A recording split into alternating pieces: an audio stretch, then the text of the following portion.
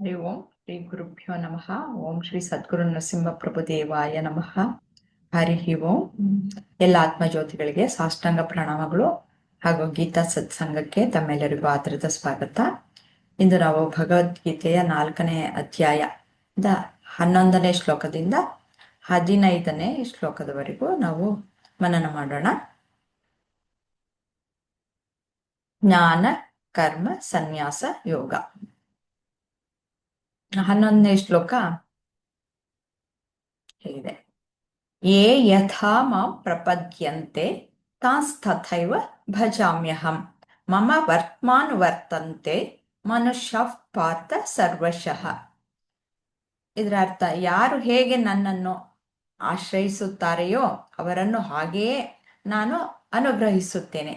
ಎಲೆ ಅರ್ಜುನ, ಮನುಷ್ಯರು ಸರ್ವ ಪ್ರಕಾರಗಳಿಂದಲೂ ನನ್ನ ಪಥವನ್ನೇ ಅನುಸರಿಸುತ್ತಾರೆ.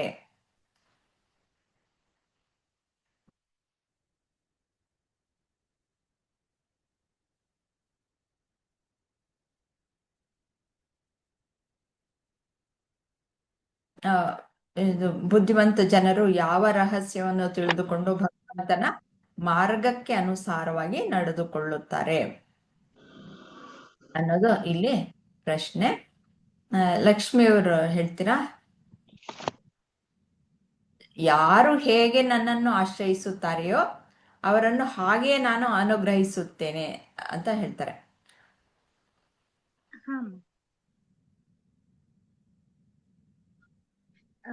ಕ್ವಶನ್ ಇನ್ನೊಂದ್ಸತಿ ಹೇಳ್ತೀರಾ ಅಮ್ಮ? ಬುದ್ಧಿವಂತ ಜನರು ಯಾವ ರಹಸ್ಯವನ್ನು ತಿಳಿದುಕೊಂಡು ಭಗವಂತನ ಮಾರ್ಗಕ್ಕೆ ಅನುಸಾರವಾಗಿ ನಡೆದುಕೊಳ್ಳುತ್ತಾರೆ. ಅಂದ್ರೆ ಇಲ್ಲಿ ಹೇಳ್ತಾ ಇರೋದೇನು ಅಂದ್ರೆ, ಯಾರು ಹೆಂಗ್ ನನ್ನ ತಿಳ್ಕೊಂಡ್ರೆ ಹಂಗೆ ನಾನು ಅನುಗ್ರಹ ಮಾಡ್ತೀನಿ ಅಂತ ಬುದ್ಧಿವಂತರ ಏನ್ ಮಾಡ್ತಾರೆ ಅನ್ನೋದು. ಅಂದ್ರೆ ಜ್ಞಾನಿಗಳಾದಂಥವ್ರು ಏನ್ ಮಾಡ್ತಾರೆ ಅಂತ.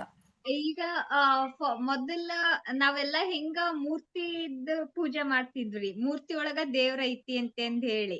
ಈಗ ನಿಧಾನಕ್ಕೆ ಅರ್ಥ ಆಗಾಕ ಕುಂತತಿ, ಮೂರ್ತಿ ಒಳಗ್ ದೇವ್ರಿಲ್ಲ, ನಮ್ಮೊಳಗ ದೇವ್ರ ಅದಾನ. ನಾವ್ ಮಾಡಕ್ ಕೆಲಸದೊಳಗಾಗಿರ್ಬೋದು, ನಾವು ಮಾತಾಡೋದಾಗಿರ್ಬೋದು, ಅಥವಾ ನಾವ್ ಇನ್ನೊಬ್ರಿಗೆ ಹೆಲ್ಪ್ ಮಾಡೋದ್ರೊಳಗಿರ್ಬೋದು, ಅದ್ರೊಳಗ ದೇವ್ರ ಅದಾರ ಅಂತಂದ್ ಹೇಳಿ ನಮ್ಗೆ ಈಗೀಗ ಅರ್ಥ ಆಗಾಕ ಕುಂತೈತಿ ಅಮ್ಮ. ಇಲ್ಲೇ ಪ್ರಭು ಗುರುಜಿ ಶ್ಲೋಕ ಎಷ್ಟ್ ಕರೆಕ್ಟ್ ಆಕೈತ್ರಿ.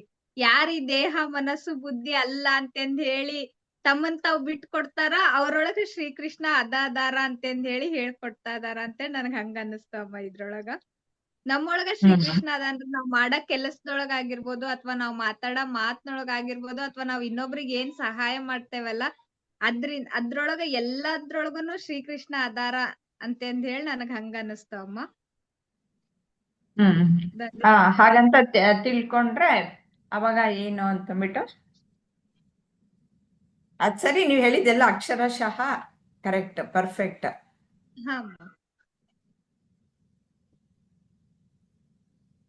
ಬುದ್ಧಿವಂತರು ಹಂಗ ಅರ್ಥ ಮಾಡ್ಕೊಂತಾರ ಅಂತಂದ್ ಹೇಳ್ರಿ. ಈಗ ನಮ್ ಸುತ್ತಮುತ್ತಲಿರೋ ನಾವ್ ಪ್ರತಿದಿನ ಕೇಳೋ ಪ್ರಭು ಗುರುಜಿನ ಆಗಿರ್ಬೋದ್ರಿ, ಅವ್ರು ಬ್ಯಾರೆ ಎಲ್ಲೋ ದೇವ್ರ ಹುಡ್ಕಾಕ್ ಹೋಗಲ್ರಿ. ಅವ್ರು ಕ್ಲಾಸ್ನೊಳಗ್ ಬರೋ ಸ್ಟೂಡೆಂಟ್ನೊಳಗು ದೇವ್ರದಾರ, ಆಮೇಲೆ ತಮ್ಮೊಳಗು ದೇವ್ರದಾರ ಅಂತಂದ್ ಹೇಳಿ ಅನ್ಕೊಂಡು ಎಷ್ಟ್ ಚೆನ್ನಾಗ್ ನಮ್ಗೆಲ್ಲಾನು ಎಷ್ಟ್ ನಮ್ದು ಈ ದೇಹ ಮನಸ್ಸು ಬುದ್ಧಿ ಅನ್ನೋದೊಂದ್ ಅಹಂಕಾರ ಐತಲ್ರಿ, ಅದನ್ನ ಎಷ್ಟ್ ಸರಳ ನಮ್ಮಿಂದ ಹೊರಗ್ ತೆಗ್ಯಾಕ್ ಕುಂತಾರ್ರಿ. ನಿಮ್ಮೊಳಗೊಂದ್ ಶಕ್ತಿ ಐತಲ್ಲ, ನಿಮ್ಮೊಳಗೊಂದ್ ಆತ್ಮಶಕ್ತಿ ಐತಲ್ಲ, ಅದ ಅರ್ಜುನ, ಅದ ಶ್ರೀಕೃಷ್ಣ, ಅದ ಎಲ್ಲಾ ದೇವ್ರು ಅಂತಂದ್ ಹೇಳಿ ಹೇಳ್ಕೊಡ್ತಾ ಇದಾರ ಅಂತ ಹೇಳಿ ನನಗ್ ಹಂಗ ಅನಸ್ತು ಅಮ್ಮ.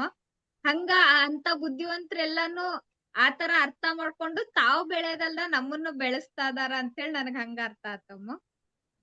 ಹಾಗಂತ ತಿಳ್ಕೊಂಡ್ರೆ ಅದೇ ರೀತಿಯಲ್ಲಿ ಪರಮಾತ್ಮನ ಅನುಗ್ರಹ ನಮ್ಗಾಗತ್ತೆ ಅನ್ನೋದು ನಿಮ್ಮ ಅರ್ಥ ಅಲ್ವಾ? ಆಮೇಲೆ ಇದು ವಿಗ್ರಹ ಆರಾಧನೆ ಮಾಡ್ತಾ ಇದ್ವಿ, ಅಲ್ಲಿ ದೇವರು ಇದ್ದಾನೆ ಅಂತಂದ್ಬಿಟ್ಟು ಈಗ ನಮ್ಮಲ್ಲೇ ಇದ್ದಾನೆ ಅಂತ ಗೊತ್ತಾಯ್ತು ಅಂತ. ವಿಗ್ರಹದಲ್ಲೂ ಇದ್ದಾನೆ, ಸರ್ವಸ್ವದಲ್ಲೂ ಇದ್ದಾನೆ, ನನ್ನಲ್ಲೂ ಇದ್ದಾನೆ. ಮೊದ್ಲು ನಾನ್ ಬೇರೆ ದೇವ್ರು ಬೇರೆ ಅಂತ ಇದ್ವಿ, ಈಗ ಎಲ್ಲದರಲ್ಲೂ ದೇವ್ರು ಇದ್ದಾನೆ ಅಂತಂದ್ಬಿಟ್ಟು ಪೂಜೆ ಮಾಡ್ತೀವಿ ಅನ್ನೋದು ನಿಮ್ಮ ಅರ್ಥ. ಸುಮತಿ, ಧನ್ಯವಾದಗಳು ಲಕ್ಷ್ಮೀಜಿ. ಧನ್ಯವಾದ ಅಮ್ಮ.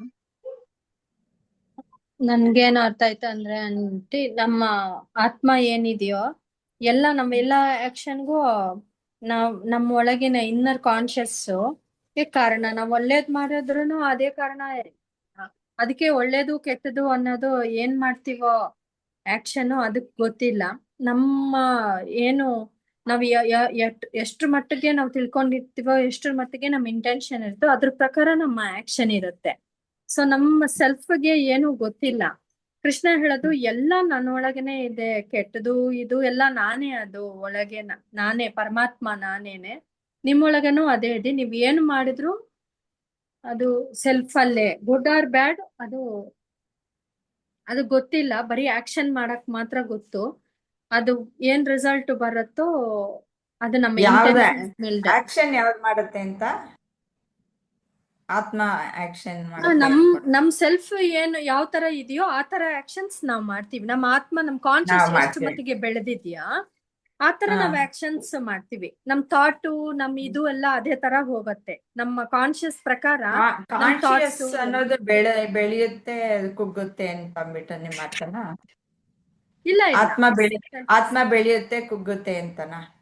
ಇಲ್ಲ ಆತ್ಮ ಏನು ಬೆಳೆಯಲ್ಲ. ಯಾವ ತರ ಒಂದು ನಾವ್ ಈ ತಿಳುವಳಿಕೆ ಯಾವ ತರ ತಿಳ್ಕೊಂಡಿರ್ತೀವೋ ಆ ತರ. ತಿಳುವಳಿಕೆ ಅನ್ನೋದು ಆತ್ಮ ಆಗುತ್ತಾ? ಇಲ್ಲ, ಆಕ್ಷನ್ಸ್ ನಾವ್ ಏನ್ ಮಾಡ್ತೀವಲ್ವಾ, ತಿಳುವಳಿಕೆ ಅನ್ನೋದು ಬಾಡಿ, ಥಾಟ್ಸ್, ಸೆನ್ಸ್ ಆರ್ಗನ್ಸ್ ಎಲ್ಲಾನು ಯಾವ ತರ ಆಕ್ಷನ್ಸ್ ಮಾಡತ್ತೆ ಅದು ನಮ್ಮ ಥಾಟ್ಸ್ ಮೇಲೆ ಡಿಪೆಂಡ್ ಆಗತ್ತೆ. ನಮ್ ಥಾಟ್ಸ್ ಯಾವ ತರ ಬೆಳೆಯತ್ತೆ ಅಂದ್ರೆ ನಮ್ ಇಂಟೆನ್ಷನ್ಸ್, ನಾವ್ ಯಾವ ತರ ಒಂದು ಈ ಈ ಪರಮಾತ್ಮನನ್ನ ತಿಳ್ಕೊಳ್ಳೋದು, ಆ ಸೆಲ್ಫ್ ಅನ್ನ ನಾವು ಎಷ್ಟು ಮಟ್ಟಿಗೆ ನಮ್ ಸೆಲ್ಫ್ ನ ಆತ್ಮನ ನಾವು ಎಷ್ಟು ಮಟ್ಟಿಗೆ ತಿಳ್ಕೊಂಡಿರ್ತೀವೋ, ಎಷ್ಟು ನಮ್ಮೊಳಗೆ ನಾವು ಎಷ್ಟು ಮಟ್ಟಿಗೆ ನಾವು ಹೋಗಿದೀವೋ ಅಷ್ಟು ಮಟ್ಟಿಗೆ ನಾವು ನಮ್ಮ ಆಕ್ಷನ್ಸ್ ಅದ್ರ ಮೇಲೆ ಡಿಪೆಂಡ್ ಆಗತ್ತೆ. ಇವಾಗ ಈ ಪಾಠಗಳು ಇದೆಲ್ಲ ಕೇಳುವಾಗ, ಈ ಸ್ಪಿರಿಚುವಲ್ ಬುಕ್ಸ್ ಇದೆಲ್ಲ ಓದೋವಾಗ ನಮ್ಗೆ ಇವಾಗ ಗೊತ್ತಾಗಿದ್ದು ಏನಂದ್ರೆ ನಮ್ಮೊಳಗೆ ಇದೆ, ನಮ್ಮೊಳಗೆ ಎಲ್ಲ ಪ್ರಪಂಚ ಇದೆ. ಸೆನ್ಸ್ ಆರ್ಗನ್ಸ್ ನ ಖುಷಿ ಪಡಿಸೋದು ಏನು ಇಂಪಾರ್ಟೆಂಟ್ ಅಲ್ಲ. ಆತರ ನಾವು ಇವಾಗ ಈ ಜ್ಞಾನದಿಂದ ನಾವ್ ಏನೋ ಒಂದ್ ಸ್ವಲ್ಪ ಮಟ್ಟಿಗೆ ಯಾವ ತರ ಒಂದ್ ತಿಳ್ಕೊಂಡಿರ್ತೀವಲ್ವಾ, ಸೊ ನಮ್ಮ ಆಕ್ಷನ್ಸ್ ಬೇಗ ಬಿಟ್ಕೊಡ್ತೀವಿ. ನಾವು ಸೆಲ್ಫಿಶ್ ಆಗಿ ಮೆಟೀರಿಯಲಿಸ್ಟ್ ಆಗಿ ನಾವು ಹೋಗಲ್ಲ. ಇವಾಗ ಈ ತಿಳ್ಕೊಂಡಿರೋರು ಯಾರು ಆತರ ಹೋಗಲ್ಲ. ಸೊ ಅಲ್ಲಿ ನಮ್ಮ ಆಕ್ಷನ್ಸ್ ಇವಾಗ ಯಾವ ತರ ಇದೆ ಅಂದ್ರೆ ಅದು ಒಳಗಿನ ಜ್ಞಾನ ಎಷ್ಟು ಮಟ್ಟಿಗೆ ನಮ್ಗೆ ಬೆಳೆದಿದೆ. ಜ್ಞಾನದಕ್ಕಿಂತ ನಮ್ಮ ಆತ್ಮ, ಅದೇ ಆತ್ಮ ಜ್ಞಾನನೇ. ಅದು ಹೇಗ್ ಹೇಳೋದು ಗೊತ್ತು, ಸೆಲ್ಫ್ ಅಂತೀವಿ, ಸುಪ್ರೀಮೋ ಅಂತೀವಿ, ಆತ್ಮ ಜ್ಞಾನ ಅಂತೀವಿ, ಎಲ್ಲಾ ಒಂದೇ ಅಂತ ನಾನ್ ಅನ್ಕೊಂಡಿದ್ದೆ. ಆತ್ಮ ಅನ್ನೋದು ಬೆಳೆಯೋದು ಕುಗ್ಗೋದು ಅವೆಲ್ಲ ಏನಿಲ್ಲ. ಬೆಳೆಯೋದು ಕುಗ್ಗೋದೆಲ್ಲ ಏನಿದ್ರು ದೇಹ ಮನಸ್ಸು ಇಂಟೆಲೆಕ್ಟ್ ಅಂತೀವಿ, ಆತ್ಮ ಜ್ಞಾನ ಅಲ್ಲ, ಅದು ಒಂದೇ, ಅದು ಕಾನ್ಸ್ಟೆಂಟ್. ಅದು ಕೃಷ್ಣ ಹೇಳ್ತಾನಲ್ಲ, ಎಲ್ಲ ನಾನೇನೆ, ಆ ಸೆಲ್ಫ್ ನಾನೇನೆ, ನನ್ನ ಇದನ್ನೇ ನೀವು ಯಾವ ತರ ಉಪಯೋಗಿಸ್ಕೊಂತೀರಾ, ನೀವು ಯಾವ ತರ ಇದ್ರು ಅದಕ್ಕೇನು ಆಕ್ಷನ್ ಏನು ಗೊತ್ತಿಲ್ಲ. ಅದ್ ಕೆಟ್ಟದ ಒಳ್ಳೇದ ಅಂತ ಗೊತ್ತಿಲ್ಲ, ಬರೀ ಮಾಡತ್ತೆ ಅಷ್ಟೇ. ಎಲ್ಲ ದಾರಿಗಳು ನನಗೆ ನನ್ ಕಡೆಗೆ ಬರುತ್ತೆ ಅಂತ ಹೇಳೋದು. ಫಾರ್ ಎಕ್ಸಾಂಪಲ್, ಒಂದ್ ಪೆಟ್ರೋಲ್ ಯಾವ್ದಕ್ಕೆ ಉಪಯೋಗಿಸ್ಕೊಂತೀವಿ? ಒಂದ್ಸತಿ ಕಾರು ಅದನ್ನು ಚಲಾಯಿಸಕ್ಕೂ ಉಪಯೋಗಿಸ್ಕೋಬಹುದು, ಒಂದ್ ಸುಟ್ಟಾಕಕ್ಕೂ ಉಪಯೋಗಿಸೋಬಹುದು. ಒಂದು ವಸ್ತುನ ಯಾವ ತರ ಒಳ್ಳೇದಕ್ಕೂ ಕೆಟ್ಟದಕ್ಕೂ ಯಾವ ತರ ಉಪಯೋಗಿಸ್ಕೊಂತೀವಿ ಅದು ನಮ್ಮ ಕೈಯಲ್ಲಿ ಇದೆ.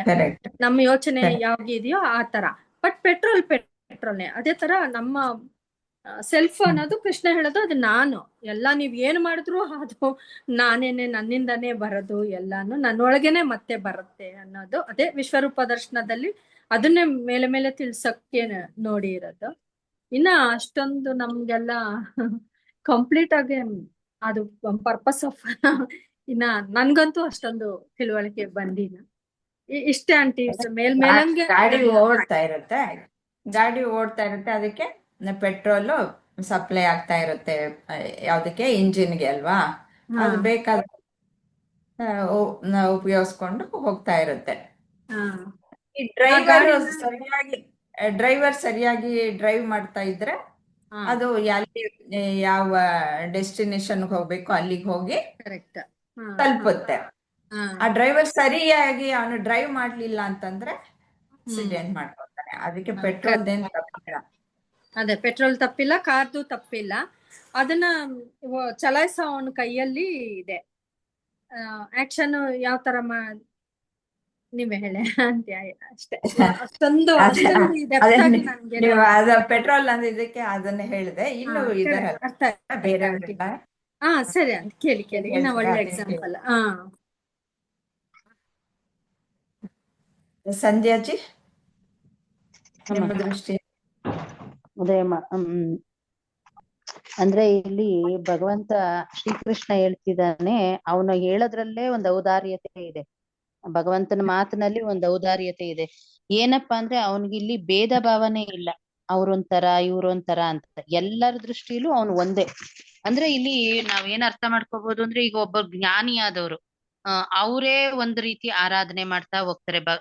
ವಿಷಯಗಳನ್ನ ಅರ್ಥ ಮಾಡ್ಕೊಳ್ಳೋದ್ರಿಂದ ಹಿಡಿದು, ಈಗ ನಾವು ಸ್ಪಿರಿಚುಯಾಲಿಟಿಲಿ ಇರೋರು ಹೇಗೆ ನಾವು ಭಗವಂತನ ಆರಾಧಿಸ್ತಾ ಹೋಗ್ತೀವಿ ಅಂದ್ರೆ, ವಿಚಾರಗಳನ್ನ ಚೆನ್ನಾಗಿ ತಿಳ್ಕೊಂಡು ಆಳವಾಗಿ ಅರ್ಥೈಸ್ಕೊಂಡು ಹೀಗೆ ನಡ್ಕೋಬೇಕು ಅನ್ನೋದನ್ನ ನಾವು ಅರ್ಥ ಮಾಡ್ಕೊಳ್ತಾ, ಈಗ ಇಂದ್ರಿಯಗಳನ್ನ ಹೇಗೆ ನಾವು ಹಿಡಿತದಲ್ಲಿ ಇಟ್ಕೋಬೇಕು, ಹೇಗೆ ನಮ್ ಕರ್ಮಗಳನ್ನ ಮಾಡ್ಬೇಕು, ಯಾವುದಕ್ಕೋಸ್ಕರ ನಾವು ಈಗ ಜನ್ಮ ತಾಳಿದೀವಿ ಭೂಮಿನಲ್ಲಿ ಅನ್ನೋದನ್ನೆಲ್ಲ ಅರ್ಥ ಮಾಡ್ಕೊಂಡು, ನಮ್ದು ಏನೇ ಆತ್ಮನೋ ಮೋಕ್ಷಾರ್ಥ ಜಗದಿತಾಯಚ ಅಂತ ತಿಳ್ಕೊಂಡು ನಾವು ಆತ್ಮವನ್ನ ಮೋಕ್ಷದ ಕಡೆಗೆ ಕರ್ಕೊಂಡು ಹೋಗೋದಿಕ್ಕೋಸ್ಕರನೇ ಅಲ್ಲಿ ಕರ್ತವ್ಯ ಮಾಡ್ತಾ ಬರ್ತಾ ಇರ್ತೀವಿ.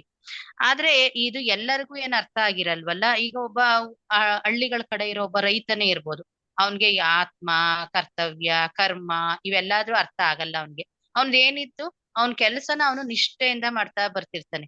ಅವನ್ಗೇನಪ್ಪಾ ಅಂದ್ರೆ ಬೆಳಗ್ಗೆ ಎದೊಳ್ಬೇಕು, ದುಡಿಬೇಕು, ಹೊಲ ಗದ್ದೆಗಳಲ್ಲಿ ಕೆಲಸ ಮಾಡ್ಬೇಕು, ಬಂದದ್ದನ್ನ ಅವನು ಸಮಾಜಕ್ಕಿಷ್ಟು ಅಂದ್ರೆ ಅವ್ರು ಸ್ವಾರ್ಥಕ್ಕಲ್ಲಿ ಉಪಯೋಗಿಸ್ಕೊತಾ ಇರಲ್ಲ. ಎಲ್ಲವನ್ನು ಸಮಾಜಕ್ಕೆ ಎಷ್ಟು ಕೊಡ್ಬೇಕು, ನನ್ನ ಸ್ವಾರ್ಥಕ್ಕೆ ಎಷ್ಟು, ನಮ್ಮ ಕುಟುಂಬಕ್ಕೆ ಎಷ್ಟು ಉಪಯೋಗಿಸ್ಕೋಬೇಕು ಅನ್ನೋದನ್ನ ನಾವೇನ್ ಮಾಡ್ತೀವಿ ಅಂದ್ರೆ, ಈಗ ಬೆಳೆ ಬಂದಾಗ ಸಂಕ್ರಾಂತಿ ಆಯ್ತು ಹಬ್ಬ, ಆ ಸಂಕ್ರಾಂತಿ ಟೈಮಲ್ಲೇ ನಾವು ತಿಳ್ಕೊಬಹುದು. ಹಬ್ಬದಲ್ಲಿ ಹೆಂಗ್ ಮಾಡ್ಬೋದು ಅಂದ್ರೆ, ನಾವು ಒಂದು ರಾಶಿ ಹಾಕ್ಬಿಡ್ತಾರೆ, ಬೆಳೆ ಬೆಳೆದಿದ್ದೆಲ್ಲಾನು ಬೆಳೆದದ್ ರಾಶಿ ಹಾಕಿ ಅದ್ರಲ್ಲಿ ಏನ್ ಮಾಡ್ತಾರೆ, ಪಾಲುಗಳನ್ನ ತೆಗಿತಾ ಬರ್ತಾರೆ. ಮೊದಲನೇ ಪಾಲು ಈಗ ಅಲ್ಲ, ಸಮಾಜದಲ್ಲಿ ಏನಾಗಿರುತ್ತೆ ಈಗ ಮುಂದೆ ಬರುತ್ತೆ ಅದು ಚಾತುರ್ವರ್ಣಗಳು ಅಂತ, ವೈಶ್ಯ, ಶೂದ್ರ, ಕ್ಷತ್ರಿಯ ಅಂತೆಲ್ಲ. ಹಂಗೆ ಇಲ್ಲಿ ಧರ್ಮಗಳು ಇರುತ್ತೆ. ಅಂದ್ರೆ ಹಳ್ಳಿಗಳ ಕಡೆ ಏನ್ ಮಾಡ್ತಾರೆ ಅಂದ್ರೆ, ಒಂದು ಕಟಿಂಗ್ ಮಾಡಿಸ್ಕೊಂತಾರೆ, ಅವ್ರನ್ನ ಕರೆದು ಅವ್ರಿಗೆ ಒಂದಿಷ್ಟು ಪಾಲು ಕೊಡ್ಬೇಕು ಅಂತ ಕೊಡ್ತಾರೆ. ಆಮೇಲೆ ಬಟ್ಟೆ ಒಗಸ್ಕೊಳ್ಳೋ ಅಗಸ್ರು ಇರ್ತಾರೆ, ಅವ್ರನ್ನ ಕರೆದು ಅವ್ರಿಗೊಂದಿಷ್ಟು ಬೆಳೆ, ಜೋಯಿಸ್ರು, ಪುರೋಹಿತರು, ಅರ್ಚಕರು ಅಂತ ಅವ್ನ್ ಬೆಳೆದದ ಬೆಳೆಯನ್ನ ಎಲ್ಲರಿಗೂ ಇಂತಿಷ್ಟು ಅಂತ ಅಲ್ಲೇ ಕಣದಲ್ಲೇ ಕೊಟ್ಬಿಡ್ತಿರ್ತಾನೆ. ಆದ್ರೆ ಅವನಿಗೆ ಏನ್ ಇಲ್ಲಿ ಆತ್ಮ ಮೋಕ್ಷ ಇದ್ರ ಕಡೆಗೆ ಅವ್ನ್ ಗಮನ ಇರಲ್ಲ. ನನ್ ಕೆಲ್ಸ ಏನು, ನಾವು ದುಡ್ದುದ್ರಲ್ಲಿ ನಾನು ತಿನ್ಬೇಕು, ನನ್ ಜೊತೆಗಿರೋರ್ಗುನು ನಾನು ಒಂದಿಷ್ಟು ಕೊಟ್ಟು ಮಾಡ್ಬೇಕು ಅನ್ನೋದು ಅವನ್ ಮನ್ಸಲ್ಲಿ ಬರುತ್ತೆ. ಈ ತರ ಇನ್ನೊಬ್ಬ ಯಾರೋ ಇರ್ತಾನೆ, ಅವನು ಭಾವಜೀವಿ. ಅವನ್ದೇನು ಅಂದ್ರೆ ಎಲ್ಲಾನು ಪ್ರೀತಿಯಿಂದೆ ಭಾವುಕತೆ ಜಾಸ್ತಿ ಇರ್ಬೋದು ಅವನು. ಭಗವಂತನನ್ನ ತುಂಬಾ ಪ್ರೀತಿಯಿಂದ ಆರಾಧಿಸ್ತಾ ಇರ್ಬೋದು. ಹೇಗೆ ಅಂದ್ರೆ, ನಾವು ಒಬ್ಬ ತಂದೆ ಒಂದು ಮಗುನ ಪ್ರೀತಿಸ್ದಂಗೆ, ಒಬ್ಬ ತಾಯಿ ಮಗುನ ಪ್ರೀತಿಸ್ದಂಗೆ, ಹಂಗೆ ಅವನು ಭಾವುಕ ಜೀವಿ. ಅವನು ಬರೀ ಇವೆಲ್ಲ ಗೊತ್ತಿಲ್ಲ ಅವನ್ಗೆ. ಭಗವಂತ ಅಂದ್ರೆ ಏನೋ ನನ್ಗೆ ದೇವ್ರು ಅವನನ್ನ ಅಷ್ಟು ಹಚ್ಕೊಂಡ್ಬಿಟ್ಟಿರ್ತಾರೆ ಅವರು. ಬಿಡೋಕೆ ಆಗಲ್ಲ ಬಾಂಡಿಂಗ್ ಭಗವಂತನಲ್ಲಿ. ಬರೀ ಅವನನ್ನ ಆರಾಧಿಸೋದು, ಪೂಜ್ಸೋದು ಅಷ್ಟ ಕಡೆಗೆ ಗಮನ. ಅವನ್ ದೇಹದ ಕಡೆಗೂ ಅವನಿಗೆ ಗಮನ ಇರಲ್ಲ. ಏನೋ ತಿನ್ಬೇಕು, ಏನೋ ಉಣ್ಬೇಕು ಅಷ್ಟೇ. ಆದ್ರೆ ಅವನು ತನ್ನ ಸರ್ವಸ್ವನು ಭಗವಂತನಿಗೆ ಅಂತ ಅರ್ಪಿಸ್ಬಿಟ್ಟಿರ್ತಾನೆ ಅವನಲ್ಲಿ. ಆ ತರ ಇರ್ತಾನೆ. ಆದ್ರೆ ಇಲ್ಲಿ ಕೃಷ್ಣ ಏನ್ ಮಾಡ್ತಾರೆ, ಇವನ್ ನನ್ನನ್ನ ತುಂಬಾ ಆರಾಧಿಸ್ತಾನೆ, ತಪಸ್ ಮಾಡ್ತಾನೆ, ನಾನು ಇವನಿಗ್ ವರ ಕೊಡ್ಬೇಕು, ಅವನಿಗ್ ವರ ಕೊಡ್ಬಾರ್ದು ಅಂತಿಲ್ಲ. ಅವರ ದೃಷ್ಟಿಯಲ್ಲಿ ಅವ್ರು ಮಾಡ್ತಿರೋ ಕರ್ತವ್ಯದಲ್ಲಿ ಅವ್ರು ನಿಷ್ಠೆಯಾಗಿದಾರ, ಎಲ್ಲರೂ ಒಂದೇ ಅವನ ದೃಷ್ಟಿನಲ್ಲಿ. ಹಾಗಾಗಿ ಇಲ್ಲಿ ಯಾರ ಬಗ್ಗೆನೂ ಭೇದ ಭಾವ ಮಾಡಲ್ಲ. ನಾನ್ ಸರಿ, ಉಳ್ದೋರೆಲ್ಲ ತಪ್ಪು, ನನ್ನಲ್ಲಿ ಸತ್ಯ ಇದೆ, ಅವರಲ್ಲಿ ಸತ್ಯ ಇಲ್ಲ, ಇದನ್ನೆಲ್ಲ ಅವ್ನು ನೋಡೋಕೆ ಹೋಗಲ್ಲ. ಭಗವಂತ ಯಾವ ಧರ್ಮದವ್ರಿಗೂ ಪಕ್ಷಪಾತಿ ಮಾಡಲ್ಲ. ಎಲ್ಲರೂ ಅವನು ಸರ್ವಾತೀತವಾಗಿ ಅವನು ಎಲ್ಲರಿಗೂ ಒಬ್ನೇ ದೇವ್ರು. ಅದನ್ನ ಚೆನ್ನಾಗಿಲ್ಲಿ ಕೃಷ್ಣ ಪರಮಾತ್ಮ ಅರ್ಜುನನಿಗೆ ಹೇಳ್ತಿದ್ದಾರೆ. ಅದನ್ನ ನಾವಿಲ್ಲಿ ಚೆನ್ನಾಗಿ ತಿಳ್ಕೊಬಹುದು. ಇದು ಎಲ್ಲಾ ಕಾಲಕ್ಕೂ, ಎಲ್ಲಾ ದೇಶಕ್ಕೂ, ಎಲ್ಲಾ ಸಮಯಕ್ಕೂ ಅನ್ವಯಿಸುವಂತದ್ದು ಅನ್ನೋದನ್ನ ಇಲ್ಲಿ ಹೇಳ್ತಿದ್ದಾರೆ ಅನ್ಸುತ್ತೆ. ಸರಿ, ಧನ್ಯವಾದಗಳು ಸಂಧ್ಯಾಜಿ. ಧನ್ಯವಾದ. ವಿಜಯಲಕ್ಷ್ಮಿ ಅವರೇ ಏನ್ ಹೇಳ್ತೀರಾ?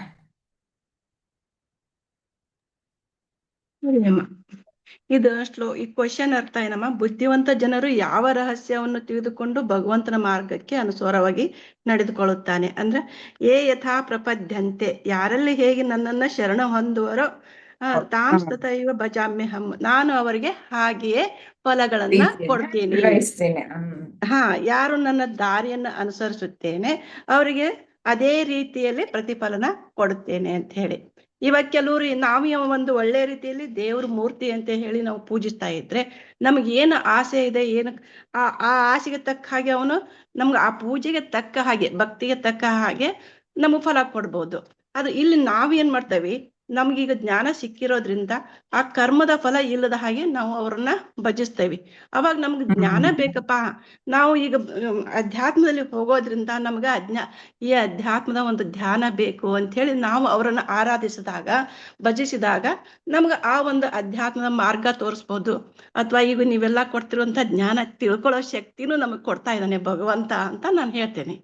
ಅದೇ ರೀತಿ ಈಗ ಅಂದ್ರೆ ಕೃಷ್ಣ ಏನಮ್ಮ, ಈಗ ನಿರಾಕಾರ ಬ್ರಹ್ಮ ಜ್ಯೋತಿ ಪ್ರಭೆಯಾಗಿ ಅಣುಗಳು ಸೇರಿದಂತೆ ಚರಾಚರ ವಸ್ತುಗಳಲ್ಲಿ ನೆಲೆಸಿ ಸರ್ವಂತರ್ಯಾಮಿಯಾಗಿರುವವನು. ಅವನ್ನ ನಾವು ಭಕ್ತರು ಅವನು ಪೂಜಿಸಿದ ಹಾಗೆ ಯಾವ ರೀತಿಯಲ್ಲಿ ನೋಡ್ಕೊಂಡು ಹೋಗ್ತಾರೆ, ಪೂಜಿಸ್ತಾರೆ, ಅದೇ ರೀತಿಯಲ್ಲಿ ಅನುಗ್ರಹಿಸುತ್ತೇನೆ ಅಂತ ಹೇಳಿ ಕೃಷ್ಣ ಅರ್ಜುನನಿಗೆ ಹೇಳ್ತಾನಮ್ಮ. ಈಗ ಒಬ್ಬನ ಏನ್ ಮಾಡ್ತಾನೆ, ಅವನು ತನ್ನ ಈಗ ಗುರುಜಿ ಹೇಳಿದ್ರು ದುರ್ಯೋಧನ, ಕಂಸ, ಹಿರಣ್ಯಕಶ್ಯಪ ಅವ್ರು ಕೃಷ್ಣನ ಬಹಳ ಭಯಂಕರ ಮನುಷ್ಯ ಅಂತ ಹಿಂಗೆಲ್ಲ ಅನ್ಕೊಂತಿರ್ತಾರೆ. ಅವ್ರಿಗೆ ಅದೇ ರೀತಿನ ಕಾಣಿಸ್ತಾ ಇರ್ತಾನೆ. ಈಗ ಪ್ರಹ್ಲಾದ ಏನ್ ಮಾಡ್ತಾನೆ, ಅವನಿಗೆ ತುಂಬಾ ಪ್ರೀತಿ, ದೈವ ಭಕ್ತ, ಭಗವಂತ ಸರ್ವಂತರ್ಯಾಮಿ, ಅದಕ್ಕೆ ಅವನು ಆನಂದ ನನಗೆ ಅಂತೇಳಿ ಅದೇ ರೀತಿ ಅವನು ಭಜಿಸೋದ್ರಿಂದ ಅವನು ಹೇಗೆ ಕಾಣಿಸ್ತಾ ಇರ್ತಾನೆ ಪ್ರಹ್ಲಾದ ಅಂದ್ರೆ ಒಳ್ಳೆ ಬ್ರಹ್ಮ ಸ್ವರೂಪಿಯಾಗಿರ್ತಾನಮ್ಮ. ಅವನ ಮುಖ ನೋಡಿದ್ರೆ ಖುಷಿ, ಆ ರೀತಿ ಇರ್ತಾನೆ. ಅದೇ ರೀತಿ ಈಗ ಭಕ್ತ ಕುಂಬಾರ ಅವನ್ ಎಷ್ಟು ಭಕ್ತಿಯಿಂದ ಸೇವೆ ಮಾಡ್ತಾ ಇರ್ತಾನೆ. ಅದಕ್ಕೆ ಅವನಿಗೆ ಕಟ್ಟಾದಾಗ ಸೇವಕನಾಗಿ ಬಂದು ಸೇವೆ ಮಾಡ್ತಾನೆ. ಈ ರೀತಿ ಕೆಲವರು ಅವರವರ ಒಂದು ಪೂಜೆಯ ಒಂದು ಭಾವನೆಗೆ ತಕ್ಕ ಹಾಗೆ ಫಲವನ್ನು ಕೊಡ್ತೇನೆ. ಈಗ ಬುದ್ಧಿವಂತ ರಹಸ್ಯರು ಜನರು ಇದರ ರಹಸ್ಯ ತಿಳ್ಕೊಂಡು ಭಗವಂತನ ಅನುಸಾರವಾಗಿ ಅವರು ಭಜಿಸ್ತಾರೆ ಅಂತ ಹೇಳ್ತಾನೆ. ಪ್ರಹ್ಲಾದನ್ ತರ ಭಜಿಸ್ತಾರೆ.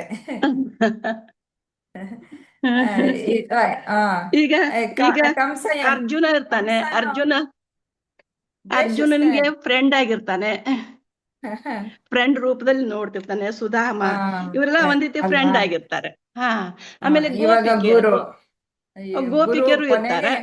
ಭಗವಂತ ಅಂತಂದ್ಬಿಟ್ಟು ಅನ್ಕೊಳ್ತಾನೆ, ಸರ್ವವೂ ನೀನೇಪ ಅಂತಂದ್ಬಿಟ್ಟು ಪೂರ್ತಿಯಾಗಿ ತಿಳ್ಕೊಳ್ತಾನ. ಅದೇ ರೀತಿ ಮತ್ತೆ ಇವರು ಗೋಪಿಕೆಯರು ಸಹಿತ ಪ್ರೇಮಿ ಅನ್ಕೊಂಡ್ರೆ ಪ್ರೇಮಿಗಳಾಗ್ತಾರೆ. ಇಲ್ಲಪ್ಪ ನನಗೆ ಅವರು ಫ್ರೆಂಡ್ಸ್ ಆಗಿರ್ತಾನೆ. ಕೆಲವ್ರಿಗೆ ಅಗಸ ಅಲ್ಲಿ ಕೆಲಸ ಮಾಡ್ತಾರೆ, ಮೀರಾಬಾಯಿಗೆ ಅವಳಿಗೆ ಪ್ರೇಮಿನ ಅವನೇ ತನ್ನ ಸರ್ವಸ್ವ ಅಂತ ತಿಳ್ಕೊಂಡಿರ್ತಾಳೆ.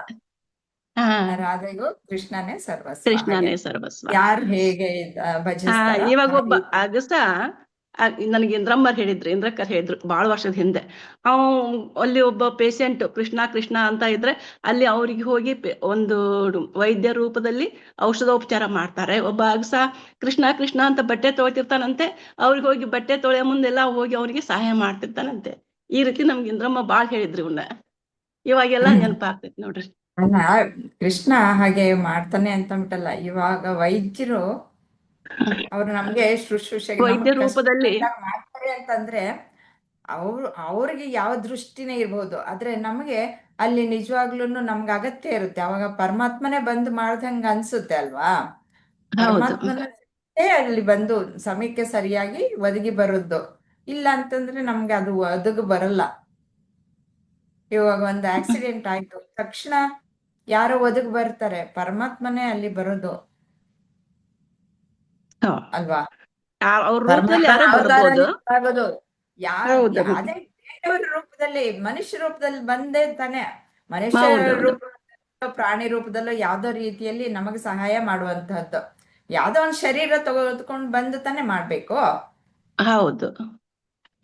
ಅಂದ್ರೆ ಅಲ್ಲಿ ಇನ್ನೊಂದು ಈಗ ಅಧ್ಯಾತ್ಮದಲ್ಲಿ ನಮಗೆ ಆಶೀರ್ವಾದವನ್ನ ಮಾಡುವಂತಹದ್ದು ನಮ್ಗೆ ದಯೆಯನ್ನ ತೋರಿಸುವಂತಹದ್ದು ಅಂತಂದ್ಬಿಟ್ಟು ನಾವು ಅರ್ಥ ಮಾಡ್ಕೊಳ್ಬಹುದು. ಅದೇ ನೀವು ಇವಾಗ ಕಂಸಂದು ಮತ್ತೆ ಹಿರಣ್ಯಕಶಿಪುದು ಹಾ ಹೇಳಿದ್ರೆ ಅವ್ರು ಭಯಂಕರ ಅವ್ರು ಅನ್ಕೊಂತಿರ್ತಾರೆ. ಶತ್ರುವಾಗಿ ಅವರು ಇಬ್ರು ಸದಾ ಕಾಲವೂ ಭಗವಂತನ ಚಿಂತನೆನೇ ಮಾಡ್ತಾ ಇರೋದು. ಅವ್ರೇನು ಬೇರೆ ಚಿಂತನೆ ಮಾಡ್ತಾ ಇದ್ರಾ? ಭಗವಂತನ ಚಿಂತನೆನೆ ಯಾವ ರೀತಿಲಿ ಶತ್ರು ಅಂತಂದ್ಬಿಟ್ಟು ಚಿಂತನೆ ಮಾಡ್ತಾ ಇದ್ರು. ಅದಕ್ಕೆ ಶತ್ರುವಾಗಿ ಕಾಣಿಸ್ಕೊಂಡ. ಸಂಹಾರ ಮಾಡ್ತಾನೆ. ಅಷ್ಟೇ. ಯಾರು ಹೇಗೆ ಚಿಂತನೆಯನ್ನು ಮಾಡಿದ್ರೆ ಆ ರೀತಿಯಲ್ಲಿ ನಾನು ಕರುಣಿಸ್ತೀನಿ ಅಂತಂದ್ಬಿಟ್ಟು ಇಲ್ಲಿ ಇಂದ್ರಮ್ಮ ಅವರು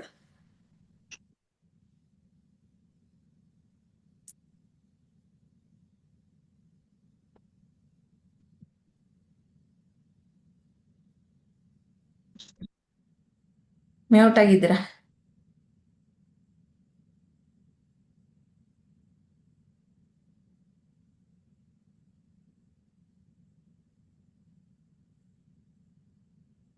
ರಜನಿ ಅವ್ರು ಇದ್ದೀರಾ? Exam time.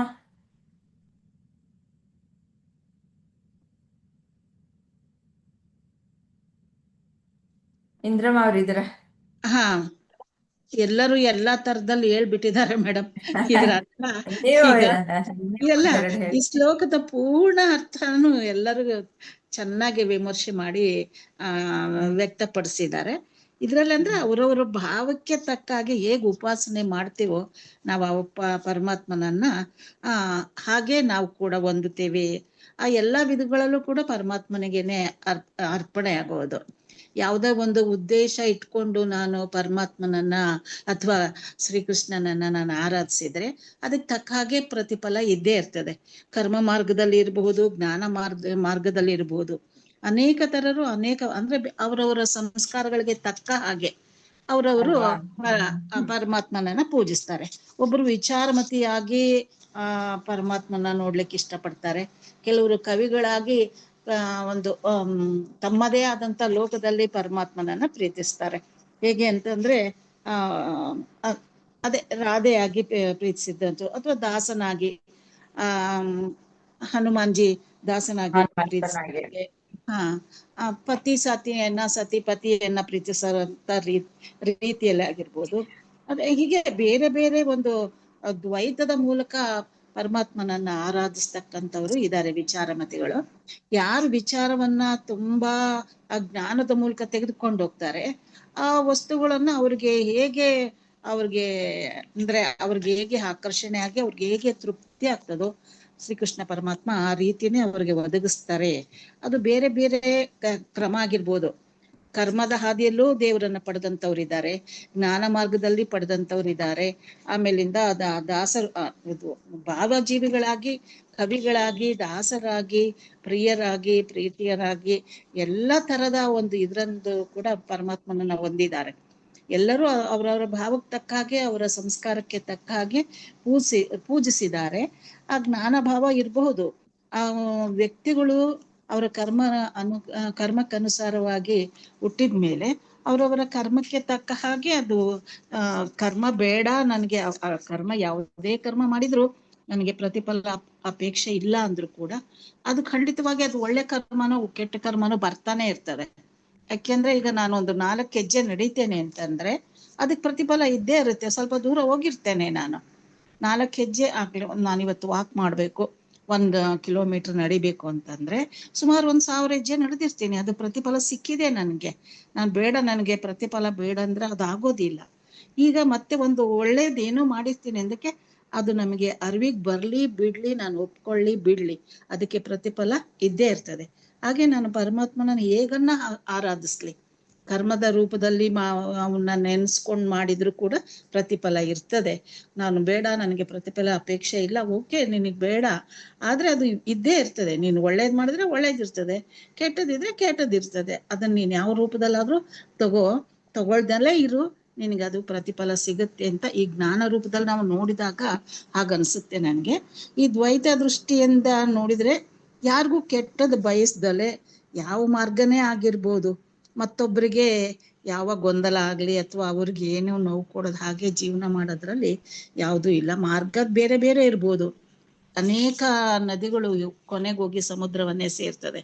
ಎಷ್ಟು ಕೊಳೆಯನ್ನಾಗ್ಲಿ ಎಷ್ಟು ಇದನ್ನ ಆಗ್ಲಿ ಅಲ್ಲಿ ಬರ್ತಕ್ಕಂತಹ ದಾರಿಯಲ್ಲಿ ಬರ್ತಕ್ಕಂಥ ಎಲ್ಲ ಪಾಪ ಪುಣ್ಯಗಳನ್ನ ತೊಳ್ಕೊಂಡು ಮಾಡ್ಕೊಂಡು ಕೊಚ್ಚೆಲ್ಲರದಿ ನೈರ್ಮಲ್ಯವನ್ನ ಕೊಟ್ಟು ಎಲ್ಲಾ ಜನಗಳಿಗೆ, ಪ್ರಾಣಿಗಳಿಗೆ, ಪಕ್ಷಿಗಳಿಗೆ ನೀರನ್ನ ಒದಗಿಸಿ ಅದು ತನ್ನ ಪವಿತ್ರತೆಯನ್ನ ಕಾಪಾಡ್ಕೊಂಡು ಬಂದು ಕೊನೆಗೆ ಸಮುದ್ರವನ್ನ ಸೇರುತ್ತೆ. ಹಾಗೆ ಎಲ್ಲ ಮಾನವ ಜನಾಂಗಗಳಾಗಿರ್ಬೋದು, ಯಾವುದೇ ಒಂದು ಇದಾಗಿರ್ಬೋದು, ಏನೇ ಮಾಡಿದ್ರು ಪರಮಾತ್ಮನಂತೂ ಕೊನೆಗೆ ಸೇರ್ಲೇಬೇಕು ಅಂತ ನನ್ನ ಅನಿಸಿಕೆ ಮೇಡಮ್. ಆದ್ರೂ ಇವತ್ತು ತುಂಬಾ ಚೆನ್ನಾಗಿ ಹೇಳಿದ್ದಾರೆ ಈ ಶ್ಲೋಕದ ಬಗ್ಗೆ. ವಿಜಯಲಕ್ಷ್ಮಿ ಆಗಿರ್ಬೋದು, ಮತ್ತೆ ಇವ್ರು ಇನ್ನೊಬ್ರು ಹೇಳಿದ್ರಲ್ಲ ಮೇಡಮ್, ಇವ್ರು ಅವ್ರ ಹೆಸರು ನಂಗೆ ಸರಿ ನೋಡ್ಕೊಳ್ಳಿಲ್ಲ. ಸುಮತಿನಾ? ಸುಮತಿನೂ ಹೇಳಿದ್ರು, ಲಕ್ಷ್ಮೀಜಿ ಅವರು ಹೇಳಿದ್ರು, ಸಂಧ್ಯಾ ಅವರು. ಸಂಧ್ಯಾ ಅವರು ತುಂಬಾ ಚೆನ್ನಾಗಿ ಹೇಳಿದ್ರು. ಸಂಧ್ಯಾ ಅವರು ಹೇಳಿದ್ರು, ವಿಜಯಲಕ್ಷ್ಮಿ ಹೇಳಿದ್ರು, ಲಕ್ಷ್ಮಿ ಅಂತ ಹೊಸನ್ಮುಖಿ ಲಕ್ಷ್ಮಿ ಅವ್ರು ಯಾವಾಗ್ಲೂ ತುಂಬಾ ಮುಂದುವರೆದ ಇದಾರಲ್ಲ ಆತ್ಮಜ್ಞಾನದಲ್ಲಿ, ಅವರು ತುಂಬಾ ಮುಂದುವರೆದಿದ್ದಾರಲ್ಲ, ಅವ್ರಿಗೆ ಗೊತ್ತಾಗತ್ತೆ. ಸಂಧ್ಯಾ ಅವರ ಮೇಡಮ್, ಸಂಧ್ಯಾ ಅವರು ನಾನು ಎಲ್ಲ ಜೊತೆಲಿ ಕಲಿತಾ ಇರೋದು. ತುಂಬಾ ಚೆನ್ನಾಗಿ ಹೇಳಿದ್ರು ಮೇಡಮ್ ಅವರು. ಅವ್ರು ಹೇಳಲೇಬೇಕು, ಅವ್ರು ಹೇಳದೇ ಇರಕ್ ಸಾಧ್ಯ ಇಲ್ಲ. ಆದ್ರೆ ಈ ಶ್ಲೋಕ ಮನವರಿಕೆ ಆಗಿದೆ ಈಗ ಎಲ್ಲರಿಗೂ ಮನವರಿಕೆ ಆಗ್ಬಿಟ್ಟಿದೆ ಈ ಶ್ಲೋಕ ಅನ್ನೋದು. ಅಂದ್ರೆ ಯಾವ ರೂಪದಲ್ಲಿ, ಕರ್ಮ ಮಾರ್ಗದಲ್ಲಿ ಆಗಿರ್ಬೋದು, ಒಂದು ಜ್ಞಾನ ರೂಪದಲ್ಲಿ ಆಗಿರ್ಬೋದು, ಯಾರೇ ಆಗ್ಲಿ ನಾನು ಮಾಡಿದ್ದಕ್ಕೆ ಪ್ರತಿಫಲ ಸಿಗ್ಲೇಬೇಕು ಅಂತ ಯಾವ ದೇವತೆಗಳ ಮೂಲಕ ಹೋದ್ರೂ ಕೂಡ ಕೊನೆಗೆ ನಾವು ಪರಮಾತ್ಮನೇ ಸೇರ್ತೇವೆ ಅಂತಕ್ಕಂಥದ್ದು ಇದು. ಮತ್ತಿನ್ನೊಂದು ಹೇಳ್ಬೇಕು ಇದ್ರೊಳಗೆ ಅಂತಂದ್ರೆ, ಈಗ ಒಂದು ಹಿಮಾಲಯ ಪರ್ವತದಲ್ಲೇ ಆಗ್ಲಿ ಒಂದು ಸೂರ್ಯನ ಬೆಳಕು ಬಿದ್ದಾಗ ಅದರಲ್ಲಿ ಪ್ರತಿಬಿಂಬವಾಗಿ ಈ ಕಣದಲ್ಲೂ ಕೂಡ ನಾವು ಬಿಂಬವನ್ನ ಯೋಚನೆ ಮಾಡಿದ್ರೆ, ಒಂದು ಹಿಮಮಣಿಗಳ ತರ ಅದರಲ್ಲಿ ಬಿಂಬವನ್ನ ನೋಡಿದ್ರೆ ಹೇಗೆ ಅನಿಸ್ಬೋದು? ಅಷ್ಟು ಬಿಂಬಗಳನ್ನ ನಾವು ನೋಡಿದ್ರೆ ಖುಷಿ ಆಗ್ತದೆ. ಆದ್ರೆ ಸೂರ್ಯ ಒಬ್ಬನೇ, ಸೂರ್ಯ ಇಲ್ದಿದ್ರೆ ಅವ್ ಮಣಿಗಳು ಇದೇ ಇಲ್ಲ, ಪ್ರತಿಫಲನ ಮಾಡ್ಲಿಕ್ಕೆ ಸಾಧ್ಯನೇ ಇಲ್ಲ. ಹಾಗೆ ಒಂದು ಚೈತನ್ಯ ರೂಪದಲ್ಲಿ ಭಗವಂತ ನಮ್ಗೆಲ್ಲ ಕೊಡ್ತಾ ಇದ್ದಾನೆ. ಅದರ ರೂಪದಲ್ಲಿ ನಮ್ಗೆ ಎಷ್ಟು ನಾವು ಪಡ್ಕೋತೀವಿ, ಎಷ್ಟು ಬಿಂಬ ಪ್ರತಿಮೆ ಇದಾಗ್ತದೆ, ಅಷ್ಟೇ ನಾವು ಇದ್ ಮಾಡ್ಲಿಕ್ಕೆ ವ್ಯಕ್ತಪಡಿಸ್ಲಿಕ್ಕೆ ಆಗ್ತದೆ. ಇನ್ನ ಜಾಸ್ತಿ ಅಂತಂದ್ರೆ ಅಷ್ಟೊಂದು ಜ್ಞಾನ ಬರ್ಬೇಕಾದ್ರೆ ಇನ್ನು ಅಧ್ಯಯನ ಇದೆಲ್ಲ ಬೇಕಾಗ್ತದೆ. ಸ್ವಲ್ಪ ನಿಮ್ಮ ಮಾರ್ಗದರ್ಶನದಲ್ಲಿ ನಡೀತಾ ಇದ್ದೀವಿ. ಒಂದು ಶ್ಲೋಕ ಸಾಕು ಅನ್ಸಷ್ಟೇ, ಇಷ್ಟೊಂದು ವಿಮರ್ಶೆ. ಇನ್ನು ನೆಕ್ಸ್ಟ್ ಶ್ಲೋಕಕ್ಕೆ ಹೋಗೋದೇ ಒಳ್ಳೇದು ಅನ್ಸುತ್ತೆ ಮೇಡಮ್. ಹೇಗೆ ಮಾಡಿದ್ರು ನೀವು ಹೇಳಿ ಮೇಡಮ್, ನೀವು ಹೇಳಿ ಆಂಟಿ. ಈ ಒಂದು ಇಮೇಜ್ ಇದೆ ಅಲ್ಲ, ನೀವ್ ಹಾಕಿದಿರಲ್ವಾ, ಇದು ಉಪ್ಪಿನ ಗೊಂಬೆ, ಅದ್ರ ಬಗ್ಗೆ ಸರಿ ಆಂಟಿ, ಯಾಕಂದ್ರೆ ನನ್ಗೆ ಅರ್ಥ ಆಗ್ತಾ ಇಲ್ಲ ಇದು, ಅದಕ್ಕೆ. ಓಕೆ, ಅದೇ ಇವಾಗ ನಾವೆಲ್ಲ ಚರ್ಚೆ ಮಾಡಿದ್ದೇನು, ಯಾರ್ಯಾರಿಗೆ ಹೇಗೆ ಯಾವ ಪ್ರಕಾರದಲ್ಲಿ ಭಗವಂತನ ನಾವು ಭಜಿಸ್ತೀವೋ ಆ ರೀತಿಯಲ್ಲಿ ಭಗವಂತ ನಮ್ಗೆ ಕರುಣೆಯನ್ನ ಮಾಡ್ತಾನೆ. ನಾನು ವೈರಿ ಅಂತ ಬಿಟ್ಟು ಅನ್ಕೊಂಡಾಗ ವೈರಿಯಾಗಿ ನನಗೆ ಮೋಕ್ಷವನ್ನು ಕೊಡ್ತಾನೆ, ಮತ್ತೆ ಕಾಣಿಸ್ಕೊಳ್ತಾನೆ. ನಾನು ಇಲ್ಲ ಪರಮಾತ್ಮ ಸರ್ವಸ್ವ ನೀನು ಅಂತ ಅನ್ಕೊಂಡಾಗ ಪ್ರಹ್ಲಾದನ್ಗೆ ಹೇಗೆ ಪ್ರಸನ್ನ ರೂಪದಿಂದ ಬಂದು ಅಂತ ಉಗ್ರ ರೂಪದಿಂದ ಕೊಂದ್ರುನು ಪ್ರಸನ್ನನಾಗಿ ಪಾಲಿಸ್ತಾನೆ, ಪ್ರಹ್ಲಾದನ್ನ ಸಂತೈಸ್ತಾನೆ. ಹಾಗೆ ಯಾರ್ಯಾರಿಗೆ ಹೇಗೆ ಇರುತ್ತೋ ಅವ್ರ ಮನಸ್ಸಿನಲ್ಲಿ ಆ ರೀತಿಯಲ್ಲಿ ಕರುಣೆಯನ್ನ ತೋರಿಸ್ತಾನೆ. ಈ ಆತ್ಮಜ್ಞಾನದಲ್ಲಿ ಮುಂದುವರೆದಂಥವ್ರು ಅಂದ್ರೆ ಪ್ರಹ್ಲಾದನ್ಗೆ ಅವನ ಹೊಟ್ಟೆಲಿ ಇರ್ಬೇಕಾದ್ರೆ ಅವನಿಗೆ ಆತ್ಮಜ್ಞಾನ ಅನ್ನೋ ಬೋಧನೆ ಆಗಿತ್ತು ಅವನಿಗೆ. ಆದ್ರಿಂದನೇ ಸರ್ವಂ ಖಲ್ವಿದಂ ಬ್ರಹ್ಮ ಅಂತಂದ್ಬಿಟ್ಟು ಹೇಳ್ತಾ ಇದ್ದಿದ್ದು. ಆದ್ರೆ ಅವರಪ್ಪ ಒಪ್ಕೊಳ್ತಾ ಇರ್ಲಿಲ್ಲ.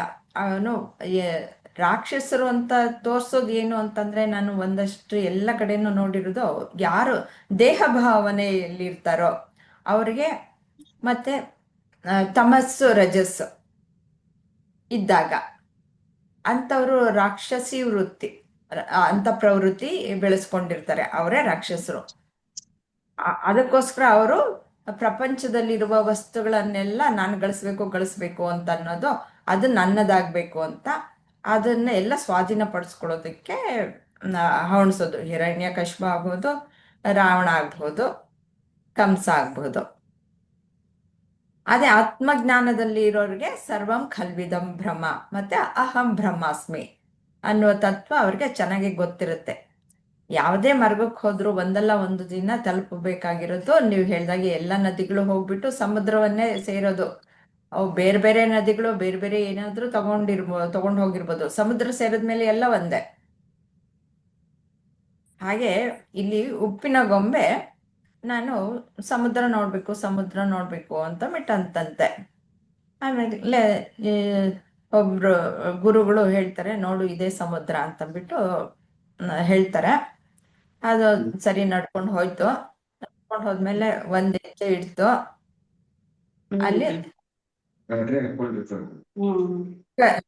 ಕರಗ್ತು. ಇನ್ನು ಸ್ವಲ್ಪ ಮುಂದಕ್ಕೆ ಹೋಯ್ತು. ಹಾಗೆ ಹೋಗ್ತಾ ಹೋಗ್ತಾ ಅದು ಪೂರ್ತಿಯಾಗಿ ಸಮುದ್ರದಲ್ಲಿ ಕರಗಿ ಹೋಯ್ತು.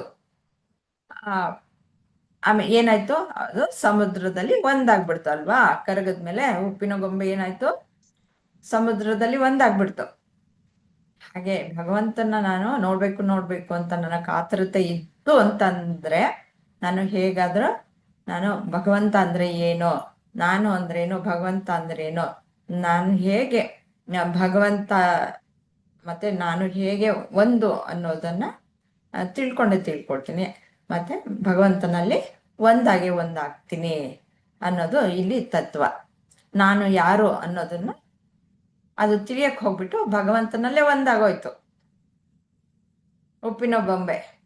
ಹಾಗೆ ಆತ್ಮಜ್ಞಾನದಲ್ಲಿ ಇರುವಂತಹವರು ನಾನು ಯಾರು ಅಂತ ತಿಳ್ಕೊಂಡು ಹೋಗ್ತಾ ಇದ್ರೆ, ನಾನು ಭಗವತ್ ಸ್ವರೂಪಿ ಅಂತ ತಿಳ್ಕೊಂಡ ತಕ್ಷಣ, ನಮ್ಮ ಉಪಾಧಿಗಳನ್ನೆಲ್ಲ ತೆಗೆದ ತಕ್ಷಣ ಭಗವಂತನ ಸ್ವರೂಪವೇ ಅನ್ನೋದು ನಮ್ಗೆ ಅರ್ಥ ಆಗುತ್ತೆ. ಅಹಂ ಬ್ರಹ್ಮಾಸ್ಮಿ ಸರ್ವಂ ಖಲ್ವಿದಂ ಬ್ರಹ್ಮ ತತ್ವಂ ಅಸಿ ಅಂತ ಗೊತ್ತಾಗುತ್ತೆ. ಇದರ ಅರ್ಥ ಅಷ್ಟ. ಮುಂದಿನ ಶ್ಲೋಕಕ್ಕೆ ಹೋಗೋಣ.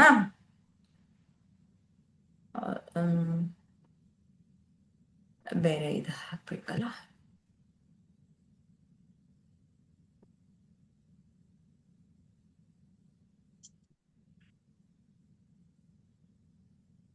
ಹನ್ನೆರಡನೇ ಶ್ಲೋಕ. ಕಾಂಕ್ಷಂತ ಕರ್ಮಣಂ ಸಿದ್ಧಿಂ ಯಜಂತ ಇಹ ದೇವತಾಃ ಕ್ಷಿಪ್ರಂ ಹಿ ಮಾನುಷೇ ಲೋಕೆ ಸಿದ್ಧಿರ್ಭವತಿ ಕರ್ಮಜ. ಈ ಜಗತ್ತಿನಲ್ಲಿ ಭೌತಿಕ ಚಟುವಟಿಕೆಗಳಲ್ಲಿ ಯಶಸ್ಸನ್ನು ಬಯಸುವವರು ಫಲದಾಯಕ ದೇವತೆಗಳನ್ನು ಪೂಜಿಸುತ್ತಾರೆ, ಏಕೆಂದರೆ ಭೌತಿಕ ಪ್ರತಿಫಲಗಳು ತ್ವರಿತವಾಗಿ ಪ್ರಕಟವಾಗುತ್ತವೆ. ಇದರ ಕ್ವಶನ್ ನೋಡೋಣ. ಇಂದ್ರಮ್ಮ ಅವರು ಫಸ್ಟ್ ತಗೊಳ್ಳಿ. ದೇವತೆಗಳನ್ನು ಆರಾಧಿಸಿದರೆ ಏನು ಪ್ರಾಪ್ತಿಯಾಗುತ್ತದೆ ಮತ್ತು ಭಗವಂತನನ್ನು ಭಜಿಸಿದರೆ ಏನು ಪ್ರಾಪ್ತಿಯಾಗುತ್ತದೆ? ದೇವತೆಗಳಂದ್ರೆ ಯಾರು ಅದನ್ನ ಸ್ವಲ್ಪ ಹೇಳ್ಬಿಟ್ಟು.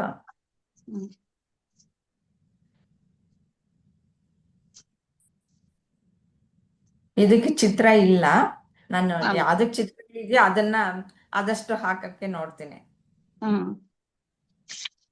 ಅಂದ್ರೆ ಮೇಡಮ್, ಇಲ್ಲಿ ಜನ ಕರ್ಮಫಲ ಇಚ್ಛಿಸ್ತಕ್ಕಂಥವ್ರು ಅನೇಕ ದೇವತೆಗಳನ್ನ ನಾವು ಪೂಜೆ ಮಾಡ್ತೇವೆ. ಉಪದೇವತೆಗಳಾಗಿರ್ಬೋದು ಅಥವಾ ಯಾವ್ದಾವ್ದೋ ದೇವತೆಗಳಾಗಿರ್ಬೋದು. ಈಗ ಯಾರಾದ್ರೂ ನಮ್ಮ ಮನೆಯಲ್ಲಿ ಎಕ್ಸಾಮ್ ಕೊಟ್ಟಿದ್ರೆ ಅವ್ರಿಗೆ ರ್ಯಾಂಕ್ ಬರ್ಬೇಕು, ಜಾಸ್ತಿ ಮಾರ್ಕ್ಸ್ ಬರ್ಬೇಕು ಅಂತ ಹೇಳಿ ಏನ್ ಪೂಜೆ ಏನು, ಆ ಒಂದು ಉಪವಾಸ ಏನು, ವ್ರತ ಏನು, ಆ ಸುಮಂಗಳೇವನ್ ಕರೆಸಿ ಉಡಿ ತುಂಬೋದೇನು, ಅನೇಕ ತರಹದ ಒಂದು ಫಲ ಅಪೇಕ್ಷೆ ತುಂಬಾನೇ ಇರ್ತದೆ ಅವ್ರಿಗೆ. ಎಷ್ಟೊಂದು ಅಂತಂದ್ರೆ ಅಷ್ಟೊಂದು ಇದ್ರ ಒಳಗೆ ಶ್ರದ್ಧೆಯಿಂದ ಭಕ್ತಿಯಿಂದ ಇದ್ ಮಾಡ್ತಾ ಇರ್ತಾರೆ. ಅದೊಂಥರ ಆರಾಧನೆನೆ. ಆ ಕರ್ಮಫಲ ಹಾಗಿರ್ತದೆ, ಅದು ನಿಶ್ಚಯವಾಗಿ ಇರ್ತದೆ. ಅವ್ರು ಏನ್ ಕೆಲಸ ಮಾಡ್ತಿದ್ರು ಕೂಡ ಒಂದು ಕೆಲಸಕ್ಕೆ ಉದ್ದೇಶ ಇಟ್ಕೊಂಡು ಆ ಕೆಲಸವನ್ನ ಪೂರ್ಣ ಪ್ರತಿಫಲ ಪಡೀಲಿಕ್ಕೆ ಆ ದೇವತೆಗಳನ್ನ ಪೂಜಿಸ್ತಾ ಹೋಗ್ತಾರೆ.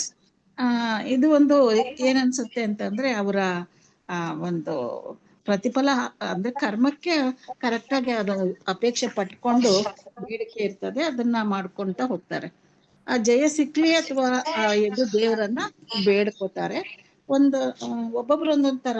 ಮತ್ತೆ ಇನ್ನು ಕೆಲವರು ಗುರುಗಳಂತಂದ್ರು ಕೂಡ ಅವ್ರನ್ನ ನಂಬಿಟ್ಟಿರ್ತಾರೆ ಅನೇಕ ಜನರು. ನಂಬಿಟ್ಟು ಅವ್ರು ಹೇಳಿದ್ದಕ್ಕೆ ಈ ಯಂತ್ರ ಕಟ್ಕೋ ಮಂತ್ರ ಕಟ್ಕೋ ಇದನ್ನ ನಿನ್ನ ಮಗಳು ಮದ್ವೆ ಆಗುತ್ತೆ ಅಥವಾ ಇದು ಒಳ್ಳೇದಾಗತ್ತೆ, ಈ ಸಂಬಂಧ ಚೆನ್ನಾಗಿದೆ ಅಂತಕ್ಕಂಥ ಏನೇನೋ ಆ ಎಲ್ಲ ಕೆಲಸಗಳನ್ನ ನಾವೇನ್ ಮಾಡ್ತೀವಿ, ಅನೇಕ ನಂಬಿಬಿಡ್ತೀವಿ. ಆ ಹಾದಿ ಒಳಗೆ ಹೋದಾಗ ಅವ್ರಿಗೆ ನಂಬ್ತೇವೆ. ನಂಬಿಟ್ಟು ಆ ಜಯ ಸಿಗ್ಲಿ ಅನ್ನೋದು ಒಂದೇ, ಅಂದ್ರೆ ಪ್ರತಿಫಲ ಚೆನ್ನಾಗಿರ್ಲಿ ನಮ್ಗೆ ಈ ಕರ್ಮಕ್ಕೆ ಅಂತ ಹೇಳಿ ನಾವು ಹೋಗಿ ಇದ್ ಮಾಡ್ತೀವಿ. ಆದ್ರೆ ಇದೆಲ್ಲ ಏನ್ ಅನ್ಸುತ್ತೆ ಅಂದ್ರೆ ಒಂದು ಉಪಶಕ್ತಿಗಳ ಅನ್ಸುತ್ತೆ. ಕೆಲವು ಸರಿ ನೆರವೇರ್ಬಿಡ್ತದೆ. ಈ ನೆರವೇರಿದಾಗ ಏನಾಗತ್ತೆ, ನಾವು ಮತ್ತೆ ಅವ್ರನ್ನ ನಂಬಿಡ್ತೇವೆ.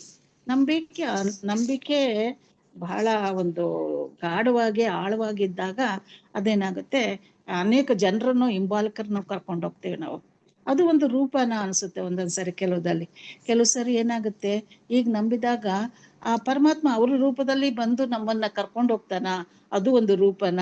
ಅಥವಾ ಈಗ ಏನನ್ಸುತ್ತೆ ಅಂದ್ರೆ ಯಾವ್ಯಾವ ರೂಪದಲ್ಲಿನೂ ನಾವು ಪರಮಾತ್ಮನ್ನ ಕಂಡ್ರೆ ಅದೆಲ್ಲ ಕೊನೆಗೆ ಗುರಿ ಮುಟ್ಟೋದು ಅಥವಾ ಒಂದು ಇದಂತೀವಲ್ಲ, ಹಾಗೆ ಅಲ್ಲಿಗೆ ಹೋಗಿ ತಲುಪ್ತೀವಿ ಅನ್ಸುತ್ತೆ. ಅಂದ್ರೆ ಈ ಕರ್ಮದ ಹಾದಿ ಫಲ ಬೇಗ ಸಿಗ್ತದೆ ಅಂತ ಅನ್ಸುತ್ತೆ ನನಗೆ. ಯಾಕೆಂದ್ರೆ ಇದು ಸ್ಥೂಲವಾಗಿ ಕಾಣಿಸುತ್ತೆ, ಮತ್ತೆ ಇದು ದಾರಿ ಕೂಡ ಬಹಳ ಸುಲಭ. ಯಾಕೆಂದ್ರೆ ಪ್ರತ್ಯಕ್ಷವಾದ ಆ ಮನುಷ್ಯ ರೂಪದಲ್ಲೇ ಬಂದಿರ್ತಕ್ಕಂಥ ಅದು ಯಾವ ಕ್ಷುದ್ರ ದೇವತೆಗಳನ್ನೇ ಪೂಜೆ ಮಾಡ್ಲಿ, ಆದ್ರೆ ನಮಗೆ ಪ್ರತಿಫಲ ಸಿಗ್ತಾ ಇದೆ. ಯಾವ ಕ್ಷೇತ್ರನ ಆಗಿರ್ಬೋದು, ಅದು ಸಿದ್ಧಿ ಪ್ರಾಪ್ತಿ ಆಗ್ತದಲ್ಲ ಅಂತ ಆಸೆಯಿಂದ ಕರ್ಮಕ್ಕೆ ಒಂದು ಪ್ರತಿಫಲ ಅಪೇಕ್ಷೆ ಮಾಡ್ಕೊಂಡು ಹೋಗ್ತೇವೆ.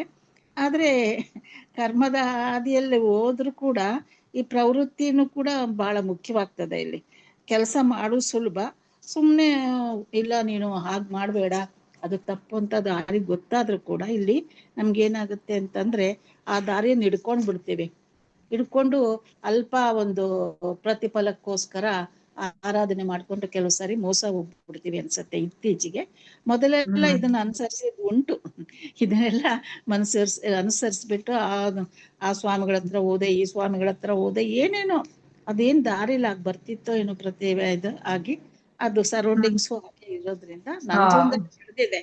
ನನ್ ಜೀವನದಲ್ಲೇ ಇರೋದ್ರಿಂದ ಹೋಗಿ ನಂಬಿಟ್ಟಿದ್ದೆ. ನಂಬಿ ಅದಕ್ಕೆ ಅಂದ್ರೆ ಬೇಗ ಸಿಗ್ತದೆ ಪ್ರತಿಫಲ ಅಂತ ಆಸೆ. ಹಾಗಾಗಿ ಅವರು ಗುರುಗಳ ರೂಪದಲ್ಲ ಬರ್ತಿದ್ರು, ಏನೇನೋ ಆಗೋಯ್ತು. ಆದ್ರೆ ಅದೇನ್ ಇತ್ತೀಚಿಗೆ ನೋಡಿದಾಗ ಅಯ್ಯೋ ಪರಮಾತ್ಮ ನಾನು ಹೇಗ್ ನಂಬಿದೆ ಅಂದ್ರೆ ಅಷ್ಟೊಂದು ಗಾಢವಾದ ಒಂದು ಪ್ರತಿಫಲದ ಅಪೇಕ್ಷೆ ಇತ್ತು. ಕರ್ಮ ಏನೇ ಇರ್ಬೋದು, ಉಪವಾಸ ವ್ರತಗಳು ಆಗಿರ್ಬೋದು, ಆದ್ರೆ ಅದಕ್ಕೆ ಪ್ರತಿಫಲವಾಗಿ ನಾನು ಬೇಗ ನಿರೀಕ್ಷಣೆ ಮಾಡ್ತಾ ಇದ್ದೆ. ಆದ್ರೆ ಈಗ ಗೊತ್ತಾಗ್ತದೆ ಎಷ್ಟೊಂದು ಇದಾಯ್ತಲ್ಲ ಅನ್ಸುತ್ತೆ. ಆದ್ರೂ ಅದನ್ನು ಒಂದು ಪ್ರತಿಫಲದ ಭಗವಾನ್ ರೂಪನೇ ಆಗಿರ್ಬೋದು. ಆ ಅಂಶ ಕೂಡ ದೇವರಲ್ಲೇ ತಲುಪುತ್ತಲ್ಲ. ಅನೇಕ ರೂಪದಲ್ಲಿ ನಾವು ನೋಡ್ತೇವೆ. ಎಲ್ಲವನ್ನು ಪರಮಾತ್ಮನಿಗೆ ಅರ್ಪಿಸಿದಾಗ, ನಂಬಿದಾಗ ಆ ಪರಮಾತ್ಮನೇ ಆ ರೂಪದಲ್ಲಿ ನಮ್ಗೆ ಕ್ಷಣಿಕದಲ್ಲೇ ಆಗ್ಲಿ ಒಂದು ಪ್ರತಿಫಲ ಕೊಟ್ಟು ನಮ್ಮ ಆಸೆನ ಈಡೇರಿಸಿರ್ತಕ್ಕಂಥದ್ದು ಇದೆ. ಆದ್ರೆ ಕೆಲಸಕ್ಕೊಂದು ಉದ್ದೇಶ ಇರ್ತದೆ, ಅದು ಪೂರ್ಣ ಮಾಡ್ಕೋಬೇಕು ಅಂತೇಳಿ ಕಾರ್ಯಗಳನ್ನ ಅನೇಕ ವಿಧದಲ್ಲಿ ಅನೇಕ ದಾರಿಯಲ್ಲಿ ನಾವು ಹೋಗ್ತೇವೆ. ಈಗ ಒಂದು ಸತ್ಯದ ಅರಿವಾಗಿದೆ ಅನ್ಸುತ್ತೆ. ಈ ಶ್ಲೋಕಕ್ಕೆ ಎಲ್ಲೆಲ್ಲ ಹೋಯ್ತು ಮೇಡಮ್, ಇದಕ್ಕೆ ಇಲ್ಲ ಪರವಾಗಿಲ್ಲ.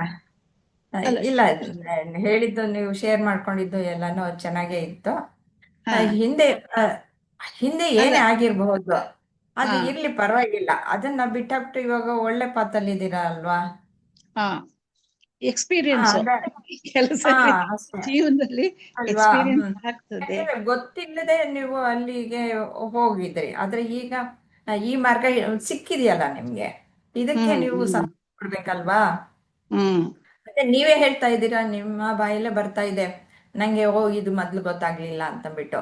ಅದಕ್ಕೆ ಇವಾಗ ಹಿಂದೆ ಏನೇ ಆಗಿರ್ಲಿ ಅದನ್ನ ನೆನಪು ಮಾಡ್ಕೊಂಡು ನಾವು ಗಾಯ ಮಾಡ್ಕೊಳ್ಬಾರ್ದು. ಗೊತ್ತಾಯ್ತಾ? ಅವಾಗ ಈ ಗಾಯ ಒಳಗಡೆ ಇರುತ್ತೆ, ಅದು ಉಲ್ಬಣ ಆಗೋಗ್ಬಿಡುತ್ತೆ. ಅದನ್ನ ಬಿಟ್ಟಾಕ್ಬಿಡ್ಬೇಕು. ಅಲ್ಲಿ ಈ ಒಳ್ಳೆಯ ಭಾವನೆಗಳನ್ನ ತುಂಬಿಸ್ತಾ ಹೋದ್ರೆ ಅದು ಹೀಲ್ ಆಗ್ತಾ ಹೋಗುತ್ತೆ. ಆ ಕೆಲ್ಸನ ಮಾಡ್ತಾ ಹೋಗ್ಬೇಕು. ಕ್ವಶನ್ ಹಾಕಿ ಮೇಡಮ್.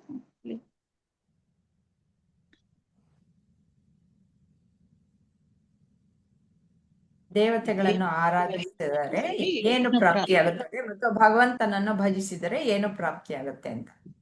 ದೇವತೆಗಳು ಯಾರು? ನಾವು ಭಗವಂತ ಅಂದ್ಬಿಟ್ಟು ನಾವು ಏನಂತ ತಿಳ್ಕೊಂಡಿದೀವಿ ನಮ್ಮ ದೃಷ್ಟಿಯಲ್ಲಿ? ಭಗವಂತ ಅಂದ್ರೆ ಇತ್ತೀಚಿನ ತಿಳುವಳಿಕೆ ಪ್ರಕಾರ ಸುಪ್ರೀಂ ಪವರ್. ಇವಾಗ ಎಲ್ಲ ಪೂರ್ತಿ ಆತ್ಮಜ್ಞಾನಿಗಳಾಗ್ಬಿಟ್ಟಿದ್ದೀರಾ. ಆ ಸುಪ್ರೀಂ ಪವರ್ ಈಗ ನಮ್ಮಲ್ಲೇ ಇದೆ ಅಂತ ಅರ್ತ್ಕೊಂಡ್ಬಿಟ್ಟಿದೀವಿ. ಹಂಗಾಗಿ ಈಗ ದೇವತೆಗಳು ಯಾರು ಏನು ಇದ್ ಮಾಡಿದ್ರು ಕೂಡ ನಾವು ನಮ್ಮ ಆತ್ಮವನ್ನ ಬಿಟ್ಟು ನಾವೆಲ್ಲಿ ಈಗ ನಂಬೋಂಗಿಲ್ಲ. ಯಾಕೆಂದ್ರೆ ನನ್ನಲ್ಲೇ ಆ ಶಕ್ತಿ ಇದೆ, ನನ್ನಲ್ಲೇ ಆತ್ಮಜ್ಞಾನ ಇದೆ, ನಾನೇ ಆತ್ಮ, ನಾನೇ ಪರಮಾತ್ಮ ಅಂತಕ್ಕಂಥ ಅರಿವು ಕೂಡ ಮೂಡ್ತಾ ಇದೆ. ಹೀಗಾಗಿ ಇದ್ರಲ್ಲಿ ಸಿದ್ಧಿರ್ಭವತ ಅಂತಂದ್ರೆ ಇದೆ, ಇನ್ನೇನು ಇಲ್ಲ ಮೇಡಮ್. ಇದರಲ್ಲಿ ಯಾವ ದೇವತೆಯನ್ನ ಪೂಜಿಸ್ತೀವಿ, ಹೇಗ್ ಇದ್ ಮಾಡ್ತೀವಿ ಕೂಡ ಅದೆಲ್ಲ ನಮ್ಮಲ್ಲೇ ಈಗ ಆರಾಧನೆಗೆ ಅಹಂ ಬ್ರಹ್ಮಾಸ್ಮಿ ಅಂತ ಬಂದ್ಮೇಲೆ ನನ್ನಲ್ಲಿ ಪರಮಾತ್ಮ ಇದ್ದಾನೆ, ಎಲ್ಲಾ ಜೀವಗಳಲ್ಲೂ ಪರಮಾತ್ಮ ಇದ್ದಾನೆ. ಆ ಪರಮಾತ್ಮ ಒಂದೇ ಆಗಿರೋದ್ರಿಂದ ಅಂತ ಅರಿವು ಬೇಕು ನನಗೀಗ. ಆ ತಿಳುವಳಿಕೆ ಬೇಕು. ಅಹಂ ಬ್ರಹ್ಮಾಸ್ಮಿ ಅನ್ನೋದು ತತ್ವಮಸಿ ಅಂತ ಹೇಳ್ತಿದ್ದೀರಲ್ಲ, ಅದನ್ನ ಡಿಟೇಲ್ ಆಗಿ ನನ್ಗೆ ಅಷ್ಟು ಗೊತ್ತಾಗಿಲ್ಲ. ತತ್ವಂ ಅಸಿ ಅನ್ನೋದಷ್ಟೇ, ಆ ಪದಗಳ ಅರ್ಥ ಗೊತ್ತಾಗಿದೆ. ತತ್ವಂ ಅಸಿ ಅಂತಂದ್ರೆ ಹಾ ತ್ವಂ ಅಂತಂದ್ರೆ ನಾನ್ ಯಾರು ಅಂದ್ರೆ ಜೀವಿ, ನೀನು ಯಾರು ಅಂತಂದ್ಬಿಟ್ಟು ತಿಳ್ಕೊಳ್ಳೋದು. ತತ್ ಅಂದ್ರೆ ಭಗವಂತನ ಬಗ್ಗೆ ತಿಳ್ಕೊಳ್ಳೋದು. ಹೌದು. ಆಯ್ತಾ? ಅಸಿ ಅಂತಂದ್ರೆ ಭಗವಂತ ನಾನು ಬೇರೆ ಅಲ್ಲ, ಎರಡು ಒಂದೇ ಅಂತಂದ್ಬಿಟ್ಟು ಹೇಳುವಂತದ್ದು. ಇದು ತತ್ವಮಸಿ ಅಂತಂದ್ಬಿಟ್ಟು, ಇದು ಮಹಾವಾಕ್ಯ ಛಾಂದೋಗ್ಯ ಉಪನಿಷತ್ತಿನಲ್ಲಿ ಬರುವಂತಹದ್ದು. ಅದೇ ನಿಮ್ ಗುರೂಜಿ ಒಂದು ಇದ್ರಲ್ಲಿ ಟಾಕಲ್ಲಿ ಹೇಳ್ತಾ ಇದ್ರು, ತತ್ ಅನ್ನೋದೇ ಒಂದು ಪುಸ್ತಕ ಆಗೋಗ್ಬಿಟ್ಟಿದೆ. ಹೌದಾ? ಈ ಮೂರನ್ನು ಸೇರಿಸಿ ಕೆಲವರು ವಿಮರ್ಶೆ ಮಾಡಿದ್ದಾರೆ. ಆ ಒಂದೊಂದೇ ಅದನ್ನೇ ಅಲ್ವಾ ನಾವು ಇವಾಗ ತತ್ವಬೋಧದಲ್ಲಿ ಕಲ್ತ್ಕೊಂಡಿದ್ದು, ತತ್ವಮಸಿನೇ. ನಾವು ಮೂರು ಕಲ್ತ್ವಿ ಅಲ್ವಾ. ಮೊದ್ಲು ತ್ವಂ ಪದಾರ್ಥ ಹೇಳಿದ್ರು, ಆಮೇಲೆ ತತ್ ಹೇಳಿದ್ರು, ಭಗವಂತನ ಅಂದ್ರೆ ಏನು, ಈ ಸೃಷ್ಟಿ ಹೇಗಾಯ್ತು ಅನ್ನೋದನ್ನ ಹೇಳಿದ್ರು. ಆಮೇಲೆ ಹೇಗೆ ಆ ಉಪಾಧಿಗಳನ್ನ ಎಲ್ಲ ತೆಗೆದು ಬಿಟ್ರೆ, ಜೀವಿಯ ಉಪಾಧಿ ಮತ್ತೆ ಈಶ್ವರನ ಉಪಾಧಿ ತೆಗೆದು ಬಿಟ್ರೆ ಎರಡು ಒಂದೇ, ತತ್ವದಲ್ಲಿ ಒಂದೇ ಅಂತ ಬಿಟ್ಟು ಹೇಳಿದ್ರು. ಹೇಗೆ ಈ ಸಮುದ್ರದ ನೀರಿರುತ್ತಲ್ಲ, ಅಲೆ ನೊರೆ ಗುಳ್ಳೆಗಳಿರುತ್ತೆ. ಸಮುದ್ರದ ನೀರು ಅಲೆ ನೊರೆ ಗುಳ್ಳೆ ಅಲ್ಲ, ಆದ್ರೆ ಅಲೆ ನೊರೆ ಗುಳ್ಳೆ ಎಲ್ಲವೂ ನೀರೇನೆ ತಾನೆ.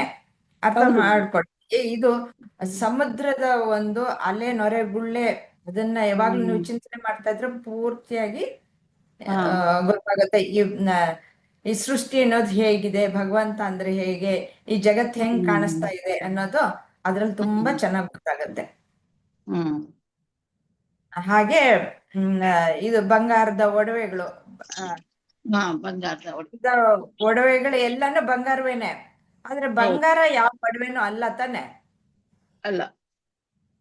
ಇವಾಗ ಒಂದು ನೆಕ್ಲೆಸ್ ಇರುತ್ತೆ, ನೆಕ್ಲೆಸ್ ಅಲ್ಲಿ ಅದ್ರಲ್ಲಿ ನವಿಲು ಚಿತ್ರ ಇರುತ್ತೆ, ಹೂವಿನ ಚಿತ್ರ ಇರುತ್ತೆ, ಮೀನ್ ಚಿತ್ರ ಇರುತ್ತೆ, ಗೆಜ್ಜೆ ಇರುತ್ತೆ. ಅವೆಲ್ಲ ಬೇರೆ ಬೇರೆ ಬೇರೆ ಬೇರೆ ಅನ್ಕೊಳ್ಳುತ್ತವೆ. ಆದ್ರೆ ಅವೆಲ್ಲವೂ ಬಂಗಾರನೇ.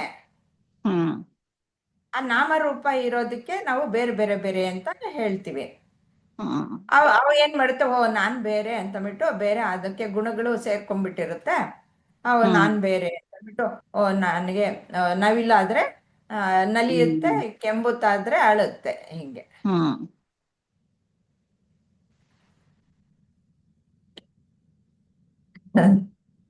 ಸರಿ, ಇಲ್ಲಿ ಹೇಗೆ ಭೌತಿಕ ಚಟುವಟಿಕೆಗಳಲ್ಲಿ ಯಶಸ್ಸು ಬಯಸುವವರು ಫಲದಾಯಕ ದೇವತೆಗಳನ್ನು ಪೂಜಿಸುತ್ತಾರೆ ಅಂತಂದ್ರೆ, ಮನುಷ್ಯನಿಗೆ ಇವಾಗ ಅಜ್ಞಾನವೇ ಮುಖ್ಯ ಕಾರಣ. ನಾವು ದೇಹ ಮನಸ್ಸು ಬುದ್ಧಿ ಅನ್ಕೊಳ್ಳೋದಕ್ಕೆ ನಾನ್ ಆತ್ಮ ಅಂತ ಬಿಟ್ಟು ತಿಳ್ಕೊಳಲ್ಲ. ಬೀಗ ತೆಗಿಬೇಕಾಗಿರೋದು ಅದೇನೆ.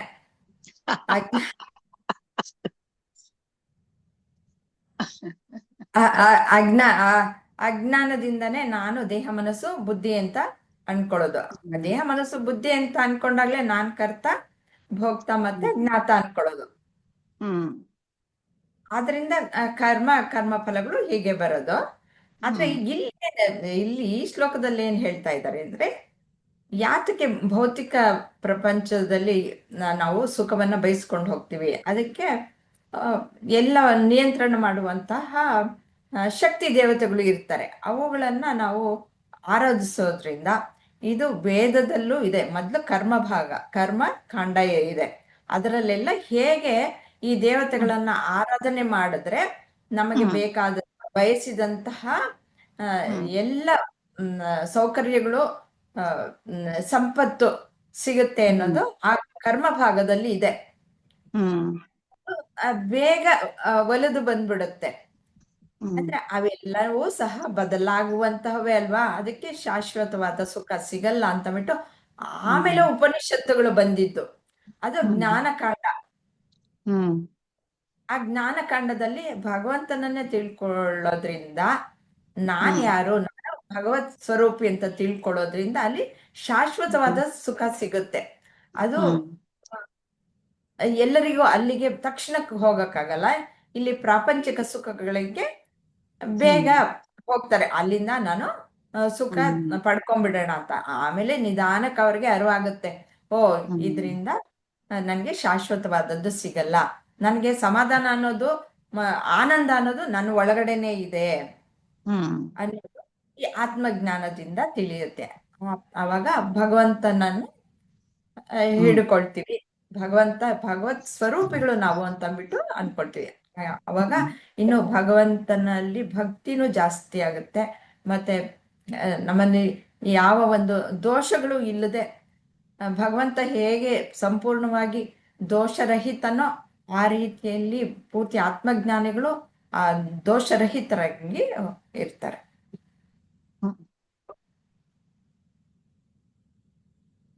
ಅದ್ ಬೇಗ ಸಿಗೋದ್ರಿಂದ ಅಲ್ಲಿ ಪ್ರಾಪಂಚಿಕ ಸುಖಕ್ಕೋಸ್ಕರ ದೇವತೆಗಳನ್ನ ಆರಾಧನೆ ಮಾಡ್ತಾರೆ. ದೇವತೆಗಳು ಅಂತಂದ್ರೆ ನಮ್ಮ ಈ 5 ಪಂಚೇಂದ್ರಿಯಗಳು ಸಹ ದೇವತೆಗಳೇ. ಅವುಗಳನ್ನ ತಣಿಸೋದಕ್ಕೆ ಏನೇನ್ ಬೇಕೋ ಅವುಗಳನ್ನ ಮಾಡೋದು. ಆ ಪಂಚೇಂದ್ರಿಯಗಳಿಗೂ ಒಂದೊಂದು ಅಧಿದೇವತೆಗಳನ್ನ ಸೂಚಿಸಿದಾರಲ್ಲ. ಎಲ್ಲ ದೇವತೆಗಳೇ. ಮುಂದಿನ ಶ್ಲೋಕಕ್ಕೆ ಹೋಗೋಣ. ಚಾತುರ್ವರ್ಣ್ಯಂ ಮಯಾ ಸೃಷ್ಟಂ ಗುಣಕರ್ಮ ವಿಭಾಗಶಃ ತಸ್ಯ ಕರ್ತಾರಮಪಿ ಮಾಂ ವಿದ್ಯ ಕರ್ತಾರಮವ್ಯಯಂ. ಭೌತಿಕ ಪ್ರಕೃತಿಯ 3 ವಿಧಾನಗಳು ಮತ್ತು ಅವುಗಳಿಗೆ ಸಂಬಂಧಿಸಿದ ಕೆಲಸದ ಪ್ರಕಾರ ಮಾನವ ಸಮಾಜದ 4 ವಿಭಾಗಗಳು ನನ್ನಿಂದ ಸೃಷ್ಟಿಸಲ್ಪಟ್ಟಿತು. ಅದರ ಕರ್ತೃವಾಗಿದ್ದರೂ ನನ್ನನ್ನು ಅವ್ಯಯನೆಂದು ಅಕರ್ತೃವೆಂದು ತಿಳಿ ಅಂತ. ಯಾರು ಲಕ್ಷ್ಮಿಯವರು ಹೇಳ್ತೀರಾ? ಚಾತುರ್ವರ್ಣ್ಯವನ್ನು ವಿವರಿಸಿ.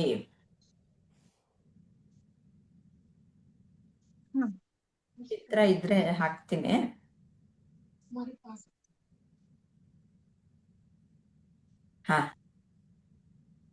ಇದರಲ್ಲಿ ಪೂರ್ತಿಯಾಗಿ ಒಂದ್ ಸ್ವಲ್ಪ ಸ್ಪಷ್ಟತೆನೂ ಬರುತ್ತೆ. ಹೇಳಿ.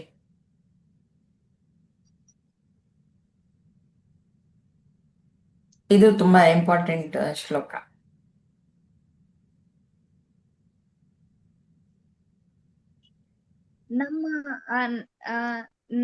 ನಮ್ ಗುಣದೊಳಗ್ರಿ ರಜಸ್ಸು ತಮಸ್ಸು ಸಾತ್ವಿಕ್ ಗುಣ ಇರ್ತೈತಲ್ರಿ, ಅದ್ರ ಮೇಲೆ ಹೇಳ್ಯಾರ ಈ ಶ್ಲೋಕ ಅಂತ ಹೇಳಿ ಹಂಗ ಅನಸ್ತು ಅಮ್ಮ. ನಮ್ಮೂರು ಗುಣಗಳು, ಆ ಗುಣಗಳ ಪ್ರಕಾರ ನಾವು ನಮ್ ಕೆಲ್ಸ ಮಾಡ್ತೇವ್ರಿ. ಇಲ್ಲಿ ಫಾರ್ ಎಕ್ಸಾಂಪಲ್ ಕೊಟ್ಟಾರ್ರಿ, ಅಮೃತಮಯಿ ಕ್ಲಾಸ್ ಮಾಡ್ತಿರೋದು. ಆಮೇಲೆ ಇವ್ರು ರಾಣಿ ಲಕ್ಷ್ಮೀಬಾಯಿ ಕೊಟ್ಟಾರ್ರಿ. ಆಮೇಲೆ ಇಲ್ಲಿ ಹೊಲದೊಳಗ್ ಕೆಲ್ಸ ಮಾಡ್ತಿರೋದು.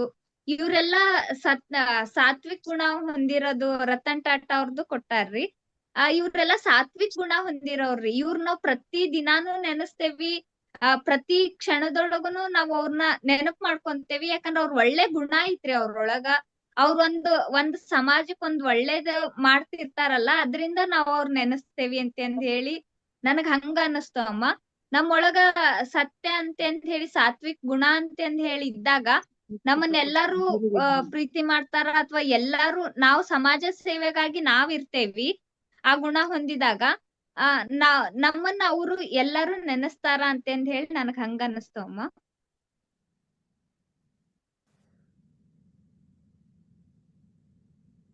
ಈಗ ರಜಸ್ಸು ತಮಸ್ಸು ಗುಣ ಇತ್ತಂದ್ರ ಹೆಚ್ಚು ನಮ್ ಸ್ವಂತಕ್ಕ ಬರೇ ನಿದ್ದೆ ಮಾಡೋದು, ಊಟ ಮಾಡೋದು, ಆ ಕೆಲಸದೊಳಗ ಇರ್ತೇವಿ.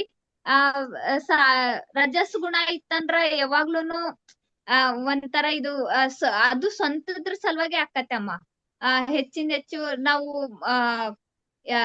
ಒಂಥರ ಸಿಟ್ ಮಾಡ್ಕೊಳ್ಳೋದಾಗ್ಲಿ, ಅಥವಾ ಬ್ಯಾರೆದವ್ರಿಗೆ ನಾನ್ ಹೆಲ್ಪ್ ಮಾಡಿರ್ ನನಗೇನು ಅದ್ರಿಂದ ಉಪಯೋಗ ಐತಿ ಅನ್ನೋದನ್ನಾಗ್ಲಿ ಅದನ್ನ ಯೋಚನೆ ಮಾಡ್ತಿರೋದ್ರಿಂದ ಇವೆರಡು ಗುಣಗಳು ಬಿಟ್ಟು ಸಾತ್ವಿಕ್ ಗುಣದೊಳಗ ಇದ್ದಾಗ ನಾವ್ ಎಲ್ಲಾ ಕಡೆಗೂ ಸೇವಾ ಮನೋಭಾವದಿಂದ ಇರಾಕ್ ಆಕೈತಿ ಅಂತ ಹೇಳಿ ನನಗ್ ಹಂಗ ಅನಸ್ತವಮ್ಮ. ಕರೆಕ್ಟ್ ಅನ್ರಿ? ಕರೆಕ್ಟೇನೆ. ಅಂದ್ರೆ ಇನ್ನು ಸ್ವಲ್ಪ ಜಾಸ್ತಿ ಇದೆ ಅವರು ಹೇಳಿದ್ದಾರೆ. ಅಂದ್ರೆ ನಾನೇ ಈ 4 ವರ್ಣಗಳನ್ನ ಸೃಷ್ಟಿ ಮಾಡಿರೋದು. ಇಲ್ಲಿ 4 ಕೊಟ್ಟಿದ್ದಾರೆ ಅಲ್ವಾ, ಇಲ್ಲಿ ರೈತರದ್ದು ಕೊಟ್ಟಿದ್ದಾರೆ, ಇಲ್ಲಿ ವ್ಯಾಪಾರಿ ರತನ್ ಟಾಟಾ, ಹೌದ್ರಿ ಶೌರ್ಯ ಪ್ರದರ್ಶನ ಮಾಡ್ತಾರೆ, ಹೌದ್ರಿ ಇಲ್ಲಿ ಜ್ಞಾನ ಪ್ರಚಾರ ಮಾಡ್ತಾ ಇದ್ದಾರೆ ಅಲ್ವಾ. ಹೀಗೆ 4 ರೀತಿಯಾಗಿ ಇದೆ. ಈ 4 ವರ್ಣಗಳು ಇದೆ. ಇದು ನಾನೇ ಸೃಷ್ಟಿ ಮಾಡಿದ್ದು, ಆದ್ರೆ ನಾನು ಮಾಡಿದೀನಿ ಅಂತಂದ್ಬಿಟ್ಟು ಅನ್ಕೊಳ್ಳೋ ಹಾಗಿಲ್ಲ ಅಂತ ಅದನ್ನು ಹೇಳ್ತಾ ಇದ್ದಾರೆ. ಎರಡೆರಡು ತರ ಹೇಳ್ತಾ ಇದ್ದಾರೆ. ಅದನ್ನ ಸ್ವಲ್ಪ ಯೋಚನೆ ಮಾಡ್ತಾ ಇರಿ ಲಕ್ಷ್ಮಿ ಅವರೇ, ಆಮೇಲೆ ನನ್ಗೆ ಅನ್ಸುತ್ತ ಹೇಳೋರಂತೆ. ಸುಮತಿ? ಹಾ ಆಂಟಿ, ಇದು ಎಲ್ಲರಿಗೂ ಗೊತ್ತಿರೋದು. ಈ 4 ಈ ಬ್ರಾಹ್ಮಣ, ವೈಶ್ಯ, ಮತ್ತೆ ಕ್ಷತ್ರಿಯ, ಮತ್ತೆ ಶೂದ್ರ, ಇದು ಗುಣಗಳ ಮೇಲೆ ಮುಂಚೆ ಅನಾದಿ ಕಾಲದಲ್ಲಿ ಗುಣಗಳ ಮೇಲೆ ನಮ್ಮ ಮನುಷ್ಯನ ಗುಣ ಮೇಲೆ ಅವ್ರವ್ರದ್ದು ಪ್ರೊಫೆಷನ್ ಡಿಸೈಡ್ ಮಾಡಿದ್ವಿ. ಯಾಕಂದ್ರೆ ನಮ್ಮೊಳಗೆ ಏನ್ ಗುಣ ಇದೆಯೋ ಆತರ ನಾವು ಆತರ ಕೆಲ್ಸ ನಮ್ಮಿಂದ ಚೆನ್ನಾಗಿ ಮಾಡ್ಬೋದು ಅಂತ. ಇವಾಗ ಲಕ್ಷ್ಮಿ ಅವ್ರ ಎಲ್ಲ ಡೀಟೇಲ್ ಆಗಿ ಹೇಳ್ಬಿಟ್ರು, ಏನು ಇಲ್ಲ ಹೇಳಕ್ಕೆ. ಅದ್ ನಾವು ಎಲ್ಲರೂ ಕೇಳಿದ್ವಿ. ಅದು ತಮಸ್ ಅಂದ್ರೆ ಒಂಥರ ಸೋಮಾರಿತನ, ಕೆಲ್ಸ ಮಾಡಕ್ ಇಂಟ್ರೆಸ್ಟ್ ಇಲ್ದೆ ಬರೀ ಫಲ ತಗೊಳ್ಳೋದು ಇಂಟ್ರೆಸ್ಟ್. ಇದು ಸಾಧಾರಣವಾಗಿ ಮುಂಚೆ, ಇವಾಗ ಹೇಳಕ್ಕಾಗಲ್ಲ, ಆ ಅನಾದಿ ಕಾಲದಲ್ಲಿ ಶೂದ್ರ ಈ ಚಿಕ್ಕ ಕೆಲ್ಸಕ್ಕೆ ಅವರು ಮಾಡೋ ತರ ಇತ್ತು. ಚಿಕ್ಕದಂದ್ರೆ ಅದೇ ಮೀನಿಯಲ್ ಕೆಲ್ಸ ಅಂತೀವಲ್ವಾ, ಆತ ಕೆಲ್ಸ ನಮ್ಮ ಗುಣಕ್ ತಕ್ಕಾಗಿ ನಾವು ನಮ್ಮ ಪ್ರೊಫೆಷನ್ ನ ಕೊಟ್ಟಿದ್ರು. ಈ ಮತ್ತೆ ಕ್ಷತ್ರಿಯರಲ್ಲಿ ತುಂಬಾ ಅವ್ರ ಗುಣ ಹೇಗಿರುತ್ತೆ ಅಂದ್ರೆ ತುಂಬಾ ಫೆರೋಷಿಯಸ್ ಆಗಿ, ತುಂಬಾ ಆಂಬಿಷಿಯಸ್ ಆತರ ಎಲ್ಲ ಇರ್ತಾರೆ ಅಲ್ವಾ. ಅದು ಬಂದ್ಬಿಟ್ಟು ಈ ಯುದ್ಧಕ್ಕೆ ಇದಕ್ಕೆ ಆತರ ಬೇಕಾಗತ್ತೆ. ಹೋಗಿ ಯುದ್ಧ ಮಾಡುವಾಗ ದೇಶಭಕ್ತಿ ಇದು ಎಲ್ಲ ಆ ದೇಶಕ್ಕೋಸ್ಕರ ಮಾಡೋದು, ಆ ತರಕ್ಕೆ ಆ ಗುಣ ಅಂತವ್ರು ಆ ಪ್ರೊಫೆಷನ್ ಇದಕ್ಕೆ. ಇನ್ನು ವೈಶ್ಯ ವ್ಯಾಪಾರ ಅಂತೂ ಈ ನಮ್ಮ ಇದಕ್ಕೋಸ್ಕರ ಬೇಕೇ ಬೇಕು. ಅದು ವೈಶ್ಯ ಯಾರದೇ ತುಂಬಾ ಆಂಬಿಷಿಯಸ್ ಇರ್ತಾರೋ ಅವ್ರಿಗೆ. ಈ ಅಷ್ಟೇ ಆಂಟಿ, ಅದ್ರಲ್ಲ ಏನು ಹೇಳಿದ್ದಾರೆ, ಇನ್ನೇನು ಎಕ್ಸ್ಟ್ರಾ ಏನು ಸುಮ್ನೆ ಪ್ರಲಾಂಗ್ ಮಾಡ್ಬೇಕು ಅಷ್ಟೇ. ಆದ್ರೆ ಹೇಳ್ಬಿಟ್ಟಿದ್ದಾರೆ ಎಲ್ಲ ಕರೆಕ್ಟ್ ಆಗಿ, ಏನು ಇಲ್ಲ ಆಡ್ ಮಾಡತ್ತೆ. ಏನು ಒಂದು ಕೃಷ್ಣನ ಬಂದ್ಬಿಟ್ಟು ಪ್ಯೂರ್ ಕಾನ್ಶಿಯಸ್ನೆಸ್ ಅಂತಾರೆ. ಇದು ಅವಾಗ್ಲೇ 11 ಶ್ಲೋಕದಲ್ಲಿ ನಮ್ಮ ವಾಸನೆಗಳು ಮೇಲೆ ನಮ್ ಡಿಸೈರ್ಸ್ ಏನಿದೋ ಅದ್ರ ಮೇಲೆ ನಮ್ ಗುಣಗಳು, ನಮ್ಮ ಕರ್ಮ ಅಂದ್ರೆ ಆಕ್ಷನ್ ಡಿಪೆಂಡ್ ಆಗಿರುತ್ತೆ. ನಮ್ಮೊಳಗೆ ಹೇಗೆ ಇದೆಲ್ಲ ಬರುತ್ತೆ ಅಂದ್ರೆ ನಮ್ಮ ಆಸೆ ಆಕಾಂಕ್ಷೆ ಮೇಲೆ ಡಿಪೆಂಡ್ ಆಗತ್ತೆ. ಹಳೇದು ಎಲ್ಲ ಸೇರ್ಸ್ಕೊಂಡು ಏನ್ ಸಾಧನೆ ಮಾಡ್ಬೇಕು, ಏನೆಲ್ಲ ಇಚ್ಛೆ ಇದೆಯೋ ಅದ್ರ ಮೇಲೆ ನಮ್ಮ ಆಕ್ಷನ್ಸ್ ಡಿಪೆಂಡ್ ಆಗತ್ತೆ. ನಮ್ ಸ್ವಭಾವನು ಅದೇ ತರ ಇರುತ್ತೆ. ಸೊ ಆ ತರ ಸ್ವಭಾವ ನಾವು ಆ ತರ ಕೆಲ್ಸವನ್ನ ಆಯಿಸ್ಕೋಬೇಕು. ಇವಾಗ ನೋಡಿ ಅದೇ ಡಾಕ್ಟ್ರು ಪೇರೆಂಟ್ಸ್ ಇದ್ರೆ ಆ ಮಕ್ಕಳನ್ನ ಡಾಕ್ಟ್ರೇ ಮಾಡಾಕ್ ಬಿಡ್ತಾರೆ. ಅವ್ರಿಗೆ ಇಂಟ್ರೆಸ್ಟ್ ಇದೆಯೋ ಇಲ್ವೋ ಅದೇನೋ ಮಾಡ್ತಾರೆ. ಅವ್ರಲ್ಲಿ ಆ ಗುಣ ಇದೆಯೋ ಇಲ್ವೋ ಅಂತಾನು ನೋಡಲ್ಲ. ತರ ತುಂಬಾ, ಅಥವಾ ಅವ್ರಿಗೆ ಬೇರೆ ಏನೋ ವ್ಯಾಪಾರ ಇದ್ರೆ ಪಾಪ ಆ ಮಕ್ಳಿಗೆ ಅದು ಇಂಟ್ರೆಸ್ಟ್ ಇದೆಯೋ ಅಲ್ವೋ, ಅವ್ರದ್ದು ಅಷ್ಟೊಂದ್ ವರ್ಷದ ಕಷ್ಟ ಹಾಳಾಗತ್ತೆ ಅಂತ ಆ ವ್ಯಾಪಾರ ಕಂಟಿನ್ಯೂ ಮಾಡ್ಲೇಬೇಕು. ಅವ್ರಿಗೆ ಇಂಟ್ರೆಸ್ಟ್ ಇದೆಯೋ ಇಲ್ವೋ ಪಾಪ. ಆತರ ಅಲ್ದೆ ಅನಾದಿ ಕಾಲದಲ್ಲಿ ಅವ್ರ ಗುಣ ತಕ್ಕ ಹಾಗೆ ಕೃಷ್ಣ ಹೇಳೋದು, ನಾನು ಇದು ಮಾಡಿದ್ದೀನಿ ಅಂತ. ಕಾನ್ಶಿಯಸ್ ಕೃಷ್ಣ ಬಂದ್ಬಿಟ್ಟು ಪ್ಯೂರ್ ಕಾನ್ಶಿಯಸ್. ನಾವೆಲ್ಲ ಅದೇ ಇದು ವಾಸನೆಗಳು ಅಂಟ್ಕೊಂಡಿರೋ ಅಂತ ಕಾನ್ಶಿಯಸ್. ನಾವು ಅದನ್ನ ಧೂಳನ್ನು ತೆಗಿಬೇಕು ಅಷ್ಟೇ.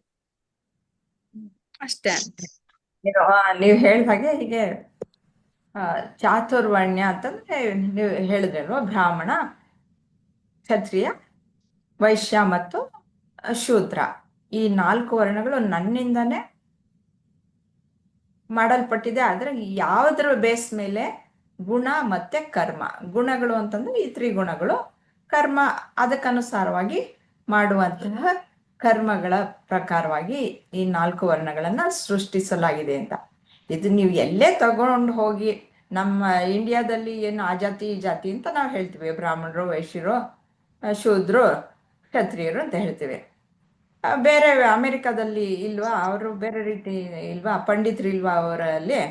ಇದಾರೆ ತಾನೆ. ಮತ್ತೆ ಅಲ್ಲಿ ಸೋಲ್ಜರ್ಸ್ ಇಲ್ವಾ? ಮತ್ತೆ ಆಡಳಿತಗಾರರು ಇಲ್ವಾ? ಇದಾರೆ ತಾನೆ. ಅದು ಒಂದು ವರ್ಣ ತಾನೆ. ವ್ಯಾಪಾರಿಗಳಿಲ್ವಾ? ವ್ಯಾಪಾರಿಗಳಿದ್ದಾರೆ ತಾನೆ. ಮತ್ತೆ ಬೇರೆ ಸಹಾಯಕರಿಲ್ವಾ? ಇದ್ದಾರೆ. ಎಲ್ಲಿ ಹೋದ್ರೂ ಸಮಾಜದಲ್ಲಿ ಆ ರೀತಿಯ ವಿಂಗಡಣೆ ಇದ್ದೇ ಇದೆ. ಇಲ್ಲಿ ಏನಾಗಿದೆ ಅಂತಂದ್ರೆ, ಯಾವ ಕಾರಣಕ್ಕೋ ಗೊತ್ತಿಲ್ಲ, ಅಪ್ಪ ಮಾಡಿದ್ದೆ ಮಗ ಮಾಡ್ಬೇಕು ಅನ್ನೋದು ಇತ್ತು. ಆದ್ರೆ ಅದನ್ನ ಮೀರಿನೂ ಸಹ ಋಷಿಮುನಿಗಳಾಗಿಲ್ವಾ? ಶೂದ್ರರೆಲ್ಲನೂ ಆಗಿದ್ದಾರೆ ತಾನೆ. ಮೋಸ್ಟ್ಲಿ ಎಲ್ಲಾರು ಅಲ್ಲ ಮೇಡಮ್, ಮೋಸ್ಟ್ಲಿ ಎಲ್ಲಾ ಋಷಿಗಳು ಶೂದ್ರ ಎಲ್ಲಾರು ಅಲ್ಲ, ಒಂದಷ್ಟು ಜನ. ಹೌದು. ಸತ್ಯಕಾಮ, ಜಾಬಾಲರು ತಗೊಳ್ಳಿ, ವಾಲ್ಮೀಕಿಗಳನ್ನ ತಗೊಳ್ಳಿ, ಹೀಗೆ ಅವರೆಲ್ಲಾನು ಬೇರೆ ಇದರಿಂದ ತಾನೇ ಹೋಗಿ ಅಂತ ದೊಡ್ಡ ಮಹಾ ಋಷಿಗಳಾಗದ ಅಂತವ್ರಲ್ವಾ. ಹಾಗೆ ಬೇರೆ ರೀತಿಯಲ್ಲಿ ವೇದವ್ಯಾಸರು ಅವರು ಜನ್ಮ ವೃತ್ತಾಂತವನ್ನ ತಿಳ್ಕೊಂಡಿರೋರೆ ಅಲ್ವಾ ಎಲ್ಲಾರು. ಅವ್ರು ಹೇಗೆ, ಅವರ ಮೂಲ ಹೇಗೆ, ಅವರ ಪೂರ್ತಿ ಚರಿತ್ರೆಯೇ ಇದು ಮಹಾಭಾರತ ಅಂತ ನಾನು ಯಾವಾಗ್ಲೂ ಅನ್ಕೊಳ್ಳೋದು. ಯಾವಾಗ್ಲೂ ಗ್ರಂಥಕಾರರು ಅವ್ರದನ್ನೇ ಬರ್ಕೊಳ್ಳೋದು ಅಲ್ವಾ. ಗ್ರಂಥಕಾರರು ಬರ್ಕೊಳ್ಳೋದು ಅವ್ರ ಜೀವನ ಚರಿತ್ರೆಯನ್ನೇ ಹೆಚ್ಚಾಗಿ ಬರೆದುಕೊಳ್ತಾರೆ. ಹಾಗೆ ಮಹಾಭಾರತ ಪೂರ್ತಿ ಅವ್ರದ್ದೇ. ಕೌರವರು ಯಾರು, ಪಾಂಡವರು ಯಾರು, ಎಲ್ಲ ಅವರ ವಂಶವೇ ಅಲ್ವಾ. ಅಂದ್ರೆ ನಾವು ಆಧ್ಯಾತ್ಮಿಕವಾಗಿ ನಾವು ತಗೊಳ್ತಾ ಇದ್ವಿ, ಅದು ಬೇರೆ ವಿಷಯ. ಆಧ್ಯಾತ್ಮಿಕವಾಗಿ ತೆಗೆದುಕೊಂಡ್ರೆ ನಮ್ಮ ಅಲ್ಲೇ ಅರಿಷಡ್ವರ್ಗಗಳು ಮತ್ತೆ ಒಳ್ಳೆಯ ಗುಣಗಳು, ಹಾಗೆ ದೈವಿ ಸಂಪತ್ತು, ರಾಕ್ಷಸಿ ಗುಣಗಳು, ಈ ರೀತಿಯಲ್ಲಿ ತೆಗೆದುಕೊಳ್ತಾ ಇದೀವಿ ನಾವು. ಆದ್ರೆ ಒಂದು ಬರಹಗಾರರಾಗಿ ನೋಡಿದಾಗ ಅವರ ಜೀವನ ಚರಿತ್ರೆ ಹಾಗೆ ನೋಡಿದ್ರೆ, ಅವರ ಮೂಲವನ್ನ ನೋಡಿದ್ರೆ ಹಾಗೆ ಎಣಿಸೋ ಹಾಗಿಲ್ಲ ತಾನೆ. ಇಲ್ಲ, ಏನಿದ್ರು ಭಗವಂತನೇ ಹೇಳ್ತಾ ಇದ್ದ ಏನು, ಗುಣ ಕರ್ಮ ವಿಭಾಗಶಃ, ಗುಣಗಳು ಮತ್ತೆ ಕರ್ಮಕ್ಕೆ ಅನುಸಾರವಾಗಿ ವಿಭಾಗವನ್ನ ಮಾಡಿದೀನಿ ಅಂತ ಬಿಟ್ಟು. ಆದ್ರೆ ಇದು ನಾನ್ ಮಾಡಿದ್ರು, ಆದ್ರೆ ನಾನು ಇದ್ರ ಕರ್ತ ಅಂದ್ಬಿಟ್ಟು ಅನ್ಕೊಳ್ಬೇಡ ಅಂತ ಯಾಕೆ ಹೇಳಿದ್ದಾರೆ ಅಂತಂದ್ರೆ, ಇವಾಗ ಎಲ್ಲ ಕ್ರಿಯೆಗಳು ಏನು ಹೇಗೆ ನಡೀತಾ ಇದೆ, ನಮ್ಮ ಈ ದೇಹ, ಮನಸ್ಸು, ಬುದ್ಧಿ, ನಾನು ಕರ್ತ, ನಾನು ಭೋಕ್ತ, ನಾನು ಜ್ಞಾತ ಅಂತ ಯಾರು ಅನ್ಕೊಳ್ಳೋದು? ದೇಹ, ಮನಸ್ಸು, ಬುದ್ಧಿ ತಾನೇ. ಅಹಂ ಅನ್ನೋದು ತಾನೇ ಅನ್ಕೊಳ್ಳೋದು. ನಿಜವಾದ ಆತ್ಮ, ನಿಜವಾದ ನಾನು ಅದನ್ನ ಅನ್ಕೊಳ್ಳಲ್ಲ. ಈ ಅಹಂ ಇಂದ ಮಾಡುವಂತಹ ಕೆಲಸಗಳು ಏನಿದ್ರು, ಈ ಕರ್ತ, ಭೋಕ್ತ ಮತ್ತೆ ಜ್ಞಾತ, ಅವುಗಳಿಂದ ಈ ಕೆಲಸಗಳು ನಡೆಯೋದು. ಅದು ಈ ರೀತಿಯಲ್ಲಿ 4 ವರ್ಣಗಳಾಗಿ ವಿಂಗಡಿಸಲ್ಪಟ್ಟಿರೋದು. ಅದು ಬೇಕೇ ಬೇಕು, ಸಮಾಜದಲ್ಲಿ ಬೇಕೇ ಬೇಕು, ಅದು ನಡೀತಾ ಇದೆ. ಆದ್ರೆ ಇದೆಲ್ಲನು ಬರೀ ಪರಮಾತ್ಮನ ಬೆಳಕಿನಲ್ಲಿ ನಡೀತಾ ಇದೆ. ಭಗವಂತ ಅದನ್ನು ಮಾಡುವಿಲ್ಲ, ಏನಿಲ್ಲ, ಈ ಸಮಾಜಕ್ಕೆ ವ್ಯವಸ್ಥೆ ಅದು. ಆ ರೀತಿಯಲ್ಲಿ ಆಗಿದೆ. ಆ ಗುಣ ಕರ್ಮಗಳು ಸಹ ಎಲ್ಲಿಂದ ಬಂತು? ಅದು ಮಾಯೆಯಿಂದ ಅಲ್ವಾ ಗುಣಕರ್ಮಗಳು ಬರುವಂತಹದ್ದು. ಅದರ ಪ್ರಕಾರವಾಗಿ ಅಲ್ಲಿ ನಡೀತಾ ಇದೆ. ಆ ಮಾಯೆಗೆ ಎಲ್ಲದಕ್ಕೂ ಈ ಪ್ರಪಂಚಕ್ಕೆ ಆಶ್ರಯ ಭಗವಂತ ಅಷ್ಟೇ. ಹೌದು. ಮತ್ತೆ ಮೇಡಮ್ ಭಗವಂತ ಹಾ ಹೇಳ್ಬೋದಾ? ಹಾ ಖಂಡಿತ ಹೇಳಿ. ಮತ್ತೆ ಮೊದಲು ಸಮಾಜದಲ್ಲಿ 4 ವ್ಯವಸ್ಥೆಗಳು ಬಂತು. ಆ ಕರ್ಮದ ಒಂದು ಅಂದ್ರೆ ಕೆಲಸದ ಆಧಾರದ ಮೇಲೆ ಈ ಸಮಾಜದಲ್ಲಿ ಬ್ರಾಹ್ಮಣ, ಕ್ಷತ್ರಿಯ, ವೈಶ್ಯ, ಶೂದ್ರ ಅಂತ ಅವ್ರವ್ರ ಕೆಲಸಗಳಿಗೆ ತಕ್ಕ ಹಾಗೆ ವಿಭಾಗ ಅಂದ್ರೆ ಆಡಳಿತ ಒಂದು ಈ ವ್ಯವಸ್ಥೆ ಮಾಡ್ಬೇಕಾದ್ರೆ ಈ 4 ಹಂತಗಳು ಬೇಕೇ ಬೇಕಾಗ್ತದೆ. ಒಂದಿಲ್ದಲ್ಲ ಒಂದಿರ್ಲಿಕ್ಕೆ ಸಾಧ್ಯನೇ ಇಲ್ಲ. ಸಾಧ್ಯ ಇಲ್ಲ. ಹೀಗಾಗಿ ಸಾಧ್ಯ ಇಲ್ಲ. ಈ 4 ವರ್ಣಗಳು ಕೊನೆಗೆ ಏನಾಯ್ತು, ಅದು ಜಾತಿಯ ಒಂದು ಇದು ಬಂದ್ಬಿಡ್ತು ನಮ್ಮಲ್ಲಿ. ಜಾತಿ ಯಾವಾಗ ಹುಟ್ಟಿತು ಆಗ ಮೇಲೆ ಕೆಳಗೆ ಅವನು ಶೂದ್ರ, ಇವನು ಬ್ರಾಹ್ಮಣ, ಇವನು ಕ್ಷತ್ರಿಯ ಅಂದ್ರೆ ಹುಟ್ಟಿನಿಂದ ಒಂದು ಜಾತಿಯ ಒಂದು ವಿಂಗಡಣೆ ಆಗ್ಬಿಡ್ತು. ಹಂಗಾಗಿ ಈ ಒಂದು ಇದ್ರೊಳಗೆ ಏನಾಯ್ತು, ವೈಮನಸ್ಸುಗಳು, ಮೇಲು ಕೀಳು, ಅವನ ಅನ್ಟಚಬಲ್ಲು, ಇವನ ಇದು ಅಂತೇಳಿ ಈ ತರ ಒಂದು ವರ್ಗೀಕರಣ ಆಗ್ತಾ ಬಂತು ಸಮಾಜದಲ್ಲಿ. ಈಗ ಒಂದು ಉದಾಹರಣೆ, ಬೆಸ್ಟ್ ಉದಾಹರಣೆ ಹೇಳ್ಬೇಕು ಅಂತಂದ್ರೆ, ನಮ್ಮ ದೇಹದಲ್ಲೇ ನಾವು ತಲೆಯ ಭಾಗವನ್ನ ತೆಗೆದುಕೊಂಡಾಗ ಬ್ರಾಹ್ಮಣರಾಗ್ತೇವೆ. ಆಮೇಲೆ ಈ ಒಂದು ಎರಡು ಕೈಗಳು ತೆಗೆದುಕೊಂಡಾಗ ಇದು 2 ಭಾಗಗಳನ್ನು ನಾವು ಏನ್ ಹೇಳ್ತೀವಿ, ಕ್ಷತ್ರಿಯ ಆಗ್ತೇವೆ. ಆಮೇಲೆ ಹೊಟ್ಟೆಯ ಭಾಗ ಬಂದಾಗ ಅಥವಾ ಒಂದು ಇದನ್ನ ಅಂದ್ರೆ ಏನು ಈ ಜೀರ್ಣಶಕ್ತಿಗಳ ಆಗ್ತದೆ ಅದನ್ನ ಕಾಪಾಡ್ಕೊಳ್ಳಕ್ಕೆ ವೈಶ್ಯನ ಒಂದು ಸ್ಥಾನವನ್ನ ನಾವು ಇದಕ್ಕೆ ಕೊಡ್ತೇವೆ. ಇನ್ನ ಪಾದದ ಇದನ್ನೊಳಗೆ ಶೂದ್ರ ಕೊಡ್ತೇವೆ. ಅಂದ್ರೆ ಯಾವ ಭಾಗವನ್ನು ನೀವು ತೆಗಿತೀರಾ? ಈ ಒಂದು ಸಕ್ಕರೆ ಬೊಂಬೆ ಇರ್ತದೆ, ಒಂದಕ್ಕೊಂದು ಆಧಾರ ಇರ್ಲೇಬೇಕು, ಇಲ್ಲ ಅಂತಂದ್ರೆ ಅದು ಇದಾಗ ಹೋಗ್ತದೆ, ಅಂಗವಿಕಲರಾಗ್ಬಿಡ್ತೇವೆ. ಆಮೇಲೆ ಒಂದು ಉದಾಹರಣೆಗೆ ಬೆಸ್ಟ್ ಉದಾಹರಣೆ ಅಂದ್ರೆ, ಒಂದು ಸಕ್ಕರೆ ಬೊಂಬೆ ತಗೊಂಡಾಗ ಅದ್ರದ್ದು ಯಾವುದೇ ಭಾಗ ತೆಗೆದುಕೊಳ್ಳಿ ಸಿಹಿ ಇರಲ್ವೇ? ಕಾಲೇ ತೆಗೆದುಕೊಳ್ಳಿ, ತಲೆನೇ ತೆಗೆದುಕೊಳ್ಳಿ, ಕೈ ಬೆರಳು ಏನೇ ತೆಗೆದುಕೊಳ್ಳಿ, ಅದ್ರ ರುಚಿ ಸಿಹಿ ಆಗಿರ್ತದೆ, ಅದು ಸ್ವಾದಿಷ್ಟವಾಗಿರ್ತದೆ. ಹಾಗಾಗಿ ಎಲ್ಲಾ ಎಷ್ಟು ಸಮಾಜ ಇರ್ತದೆ, ಯಾವ ಅಂದ್ರೆ ಪ್ರಪಂಚ ಇರೋವರೆಗೂ ಈ ವ್ಯವಸ್ಥೆ ಇದ್ದೇ ಇರ್ತದೆ. ನಮ್ಮಲ್ಲಿ ಇಂಡಿಯಾದಲ್ಲಿ ಈ ಜಾತಿ ವ್ಯವಸ್ಥೆ ಜಾಸ್ತಿ ಪ್ರಮಾಣದಲ್ಲಿದೆ. ಅನೇಕ ಜಾತಿಗಳು ಉಟ್ಕೊಂಡ್ಬಿಟ್ಟಿದೆ. ನಮ್ಮಲ್ಲಿ ಜಾತಿ ಅಂತ ಬಿಟ್ಟು ಇದೆ. ಬೇರೆ ಕಡೆ ಏನು ಗೊತ್ತಾ, ಬೇರೆ ರೀತಿಯಲ್ಲಿ ಬೇರೆ ಕಡೆನೂ ವ್ಯವಸ್ಥೆ ಇದ್ದೇ ಇರುತ್ತೆ ಮೇಡಮ್. ಒಬ್ಬ ಆಡಳಿತ ಅಂತಂದ್ರೆ ಬುದ್ಧಿಜೀವಿ ಆಗಿರ್ಬೇಕು. First class, second class, middle class, ಹೀಗೆ ಕ್ಲಾಸ್ಗಳು ಅವರು ವಿಂಗಡಿಸ್ತಾರೆ. ತುಂಬಾ ಸುಪೀರಿಯರ್ ಆಗಿ ಇದಾಗಿರೋರು ಅವರು ತುಂಬಾ ಕೀಳ್ಮಟ್ಟದಲ್ಲಿ ಇರೋರ್ನ ಮದ್ವೆ ಆಗ್ತಾರ? ಖಂಡಿತ ಇಲ್ಲ. ಬ್ಲಾಕ್ ಅಂಡ್ ವೈಟ್ ಅಂತ ಬಂತು ಅಮೆರಿಕದಲ್ಲಿ, ಅದು ಒಂದು ಜನಾಂಗ ಆಗೋಯ್ತು. ಈಗ ನಮ್ಮಲ್ಲಿ ಎಲ್ಲ ಕಡೆನೂ ಇದ್ದೇ ಇರುತ್ತೆ. 4 ವರ್ಗ ಇರ್ಲೇಬೇಕು.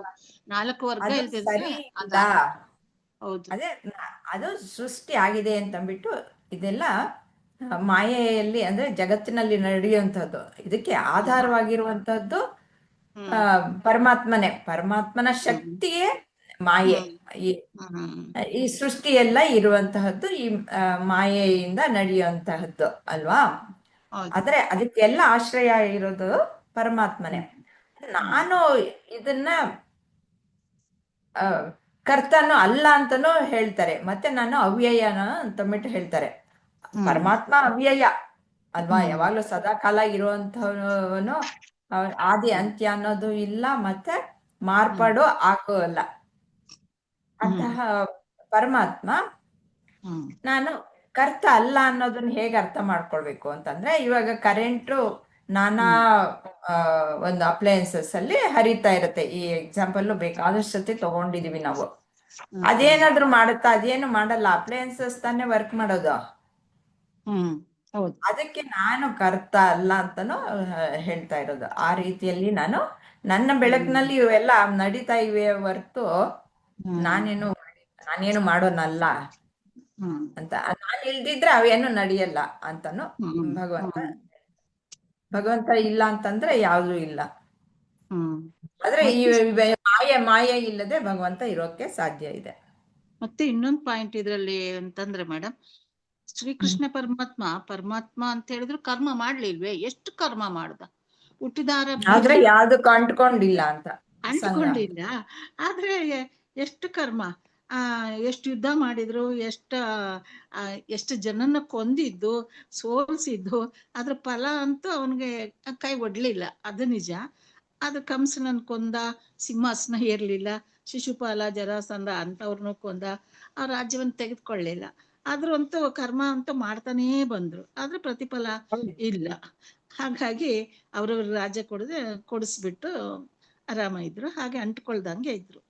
ಹಾಗೆ ನಾವು ಅದಕ್ಕೆ ಯೋಗೇಶ್ವರ ಅಂತ ಹೇಳೋದು. ನಾವು ಜ್ಞಾನೇಶ್ವರನಾಗಿ ಮತ್ತೆ ಯೋಗೇಶ್ವರನಾಗಿ ಎರಡೂ ರೀತಿಯಲ್ಲಿ ಇದ್ರು. ಶ್ರೀಕೃಷ್ಣ ಎರಡನ್ನು ಪ್ರತಿಪಾದನೆ ಮಾಡಿದ್ದಾರೆ. ಜ್ಞಾನವನ್ನು ಕೊಟ್ರು ಈ ಕಡೆ, ಮತ್ತೆ ಧರ್ಮ ಸಂಸ್ಥಾಪನೆಗೋಸ್ಕರ ಯೋಗೇಶ್ವರನಾಗಿ ಕೆಲಸ ಮಾಡಿದ್ರು. ಯಾವ್ದಕ್ಕೂ ಅಂಟ್ಕೊಂಡಿಲ್ಲ. ಏನಂದ್ರೆ ಪರಮಾತ್ಮ ಯಾವ್ದಕ್ಕೂ ಅಂಟ್ಕೊಂಡಿಲ್ಲ. ನಾವು ಯಾಕೆ ಅಂಟ್ಕೊಳ್ತೀವಿ? ಪರಮಾತ್ಮ ಸ್ವರೂಪಿಗಳಾದ್ರೂನು ಅಂದ್ರೆ ನಾನ್ ಯಾರು ಅನ್ನೋದು ಗೊತ್ತಿಲ್ಲ ನಮ್ಗೆ, ಆವರಣ. ನಾನು ದೇಹ ಮನಸ್ಸು ಬುದ್ಧಿ, ನಾವು ಕಾಮ್ಯ ಕರ್ಮವನ್ನ ಮಾಡ್ತೀವಿ. ಈಗ ಗೊತ್ತಾಗಿದೆ ಅಲ್ವಾ, ನಾವು ಕಾಮ್ಯ ಕರ್ಮ ಮಾಡೋದ್ ಬೇಡ. ಅದು ಇವಾಗ ಜ್ಞಾನ ಕರ್ಮ ಸನ್ಯಾಸ ಯೋಗದಲ್ಲಿದ್ದೀವಿ. ಹೇಗೆ ಬಿಟ್ಟು ಬಿಡೋದು ಅನ್ನೋದು ಸಹ ಮುಂದೆ ಹೇಳ್ತಾರೆ. ಆದ್ರೆ ನಾನ್ ಕರ್ತು ಅಂತಾರೆ, ಆದ್ರೆ ನಾನು ಜ್ಞಾನ ಪೂರ್ವಕವಾಗಿ ನಾನು ಕರ್ತ ಅಲ್ಲ ಬಿಟ್ಟು ಹೇಗೆ ಅನ್ನೋದನ್ನ ತಿಳಿಸ್ತಾರೆ. ಮುಂದೆ ನಾವು ನೋಡೋಣ. ಇನ್ನೊಂದು 2-3 ಪಾಯಿಂಟ್ ಅಂತ, ಈ ಕಮ್ಯುನಿಸ್ಟ್ ಕಂಟ್ರಿಗಳಲ್ಲಿ ಈ ಓದು ಇದು ಕೆಲ್ಸ ಎಲ್ಲಾನು ಅವ್ರವ್ರ ಗುಣಕ್ ತಕ್ಕಾಗೆ ಅವ್ರಿಗೆ ಕೊಡ್ತಾರೆ. ಅವ್ರು ಏನ್ ಬೇಕೋ ಅದು ಓದಕ್ಕಾಗಲ್ಲ. ಅವ್ರು ಯಾವ್ದ್ರಲ್ಲಿ ಅವ್ರ ಗುಣ ಇದೆಯೋ ಅದು ನಾನು ಕೇಳಿದೀನಿ. ಈ ಚೈನಾ, ಈ ಕಮ್ಯುನಿಸ್ಟ್ ಕಂಟ್ರಿಗಳಲ್ಲಿ, ರಷ್ಯಾ ಈ ಕಡೆ ಎಲ್ಲಾನು ಎಲ್ಲೆಲ್ಲಿ ಕಮ್ಯುನಿಸ್ಟ್ ಇದೆಯಾ, ಅದು ನಾವು ಇವಾಗ ಮಕ್ಳು ಏನೇನೋ ನಾವು ಇಷ್ಟ ಬಂದಿದ್ ನಾವು ಓದಿಸ್ತೀವಲ್ಲ, ಆತರ ಇಲ್ವಂತೆ. ಆ ಮಕ್ಳು ಯಾವ್ದ್ರಲ್ಲಿ ಅವ್ರಿಗೆ ಟ್ಯಾಲೆಂಟ್ ಇದೆಯೋ, ಯಾವ್ದ್ರಲ್ಲಿ ಕ್ವಾಲಿಟೀಸ್ ಇದೆಯೋ ಆ ತರ ಓದನ್ನೇ ಹಾಯಿಸ್ಕೋಬೇಕಂತೆ. ಅದೊಂದು. ಇನ್ನೊಂದು, ಪ್ರತಿ ಮನುಷ್ಯನಲ್ಲಿ ಒಂದು 24 hours ಅಲ್ಲಿ 4 ಗುಣಗಳು, ಇದ್ರಲ್ಲೇ ಭಗವದ್ಗೀತೆ ಬುಕ್ಕಲ್ಲೇ ಇತ್ತು. 4 ಗುಣಗಳು ಎಲ್ಲರಿಗೂ ಇದ್ದೇ ಇರುತ್ತೆ. ಅದೇ ಒಂದೊಂದ್ ಟೈಮಿಂಗ್ ಅಲ್ಲಿ ಬೆಳಗ್ಗೆ ಮೋಸ್ಟ್ಲಿ ನಾವು ಸಾತ್ವಿಕ ಇರ್ತೀವಿ, ಮಧ್ಯಾಹ್ನ ಅಷ್ಟು ಟೋಟಲ್ ಆಕ್ಟಿವಿಟಿ ಜಾಸ್ತಿ ಇರತ್ತಲ್ವಾ, ಆವಾಗ ಮೋಸ್ಟ್ಲಿ ನಾವು ಈ ವೈಶ್ಯನೋ ಅಥವಾ ಕ್ಷತ್ರಿಯ ಗುಣಗಳಲ್ಲಿ ಇರ್ತೀವಿ. ಮತ್ತೆ ರಾತ್ರಿ ಆದಾಗ ಮತ್ತೆ ಶಾಂತವಾಗತ್ತೆ ನಮ್ಮ ಒಳಗಿಂದು. ಒಂದ್ ದಿವಸದಲ್ಲಿ ಎಲ್ಲಾ 4 ಗುಣಗಳು ಪ್ರತಿ ಮನುಷ್ಯನು ನೋಡ್ತಾನೆ. ಇನ್ನೊಂದ್ ಪಾಯಿಂಟ್, ಆದ್ರೆ ಯಾವ್ದು ಪ್ರಧಾನವಾಗಿರುತ್ತೆ ಯಾವಾಗ್ಲೂ ಗುಣ ನಿರ್ಧಾರ ಆಗುತ್ತೆ. ಆಮೇಲೆ ಒಂದು ಈ ಕಥೆ ಇದೆ ಅಲ್ಲ ಆಂಟಿ, ನಿಮ್ಗೆ ಪರಶುರಾಮ ಹತ್ರ ಯಾರು ಅಂತ ನನ್ ನೆನಪಾಗ್ಲಿಲ್ಲ, ವಿದ್ಯೆ ಕಲಿಯೋಕೆ ಬರ್ತಾರೆ. ಬ್ರಾಹ್ಮಣನ್ ತರ ಬರ್ತಾರೆ. ತೊಡೆ ಮೇಲೆ ಕರ್ಣ ತೊಡೆ, ಅದು ಶಾಪ ಕೊಡ್ತಾರೆ. ತೊಡೆ ಮೇಲೆ ಮಲ್ಕೊಂಡಿದ್ರೆ ಅದೇನೋ ಇರುವೆ ಏನೋ ಕಚ್ಬಿಟ್ಟು ಫುಲ್ಲು ರಕ್ತ ಸೋರ್ತಾ ಇರುತ್ತೆ. ಪಾಪ ಶಾಪ. ಆಮೇಲೆ ಪರಶುರಾಮ, ಇಲ್ಲ ನೀನ್ ಇಷ್ಟೊಂದು ನೋವು ತಿಂದಿದ್ಯಾ ಅಂದ್ರೆ ನೀನು ಬ್ರಾಹ್ಮಣ ಅಲ್ಲ, ನೀನು ನೀನು ಕ್ಷತ್ರಿಯ ಅಂತ ಆ ಗುಣದಲ್ಲೇ ಅವನು ಕಂಡಿಡ್ದು ಶಾಪನು ಕೊಟ್ಬಿಡ್ತಾನೆ, ನೀನ್ ನನ್ ಮೋಸ ಮಾಡಿದ್ಯಾ ಅಂತ. ಸೊ ಅಲ್ಲಿ ಆ ಗುಣ ಯಾವ ತರ ಆ ಕಾಲದಲ್ಲಿ ಗುಣದ ಮೇಲೆನೆ ಮನುಷ್ಯನ್ನ ಇದು ಮಾಡ್ತಾ ಇದ್ರು ಅಷ್ಟೇ ಆಂಟಿ. ಇವಾಗ 14ನೇದ್ ನೋಡೋಣ. ನಮಾಂ ಕರ್ಮಾಣಿ ಲಿಂಪಂತಿ ನಮೇ ಕರ್ಮ ಫಲೇ ಸ್ಪೃಹ ಇತಿ ಮಾಂ ಯೋಭಿಜಾನಾತಿ ಕರ್ಮಭಿರ್ನ ಸ ಬದ್ಧತೆ. ಚಟುವಟಿಕೆಗಳು ನನ್ನನ್ನು ಕಂಗೊಳಿಸುವುದಿಲ್ಲ ಅಥವಾ ನಾನು ಕ್ರಿಯೆಯ ಫಲವನ್ನು ಬಯಸುವುದಿಲ್ಲ. ಈ ರೀತಿಯಲ್ಲಿ ನನ್ನನ್ನು ತಿಳಿದವನು ಕೆಲಸದ ಕರ್ಮ ಪ್ರತಿಕ್ರಿಯೆಗಳಿಂದ ಎಂದಿಗೂ ಬದ್ಧನಾಗಿರುವುದಿಲ್ಲ.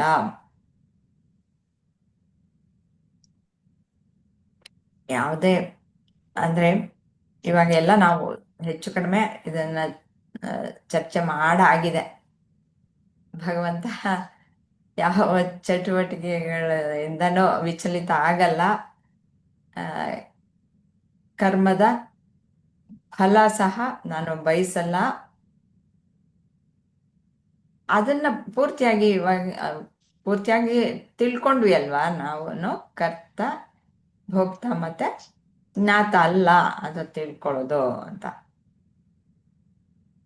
ತಿಳ್ಕೊಂಡನು ಕರ್ಮ ಪ್ರತಿಕ್ರಿಯೆಗಳಿಂದ ಎಂದಿಗೂ ಬದ್ಧನಾಗಿರೋದಿಲ್ಲ. ಅದು ಏನೇ ಆಗ್ಲಿ ಅದಕ್ಕೆ ಅವನು ಸಹ ಬಂಧನಕ್ಕೆ ಒಳಗಾಗಲ್ಲ.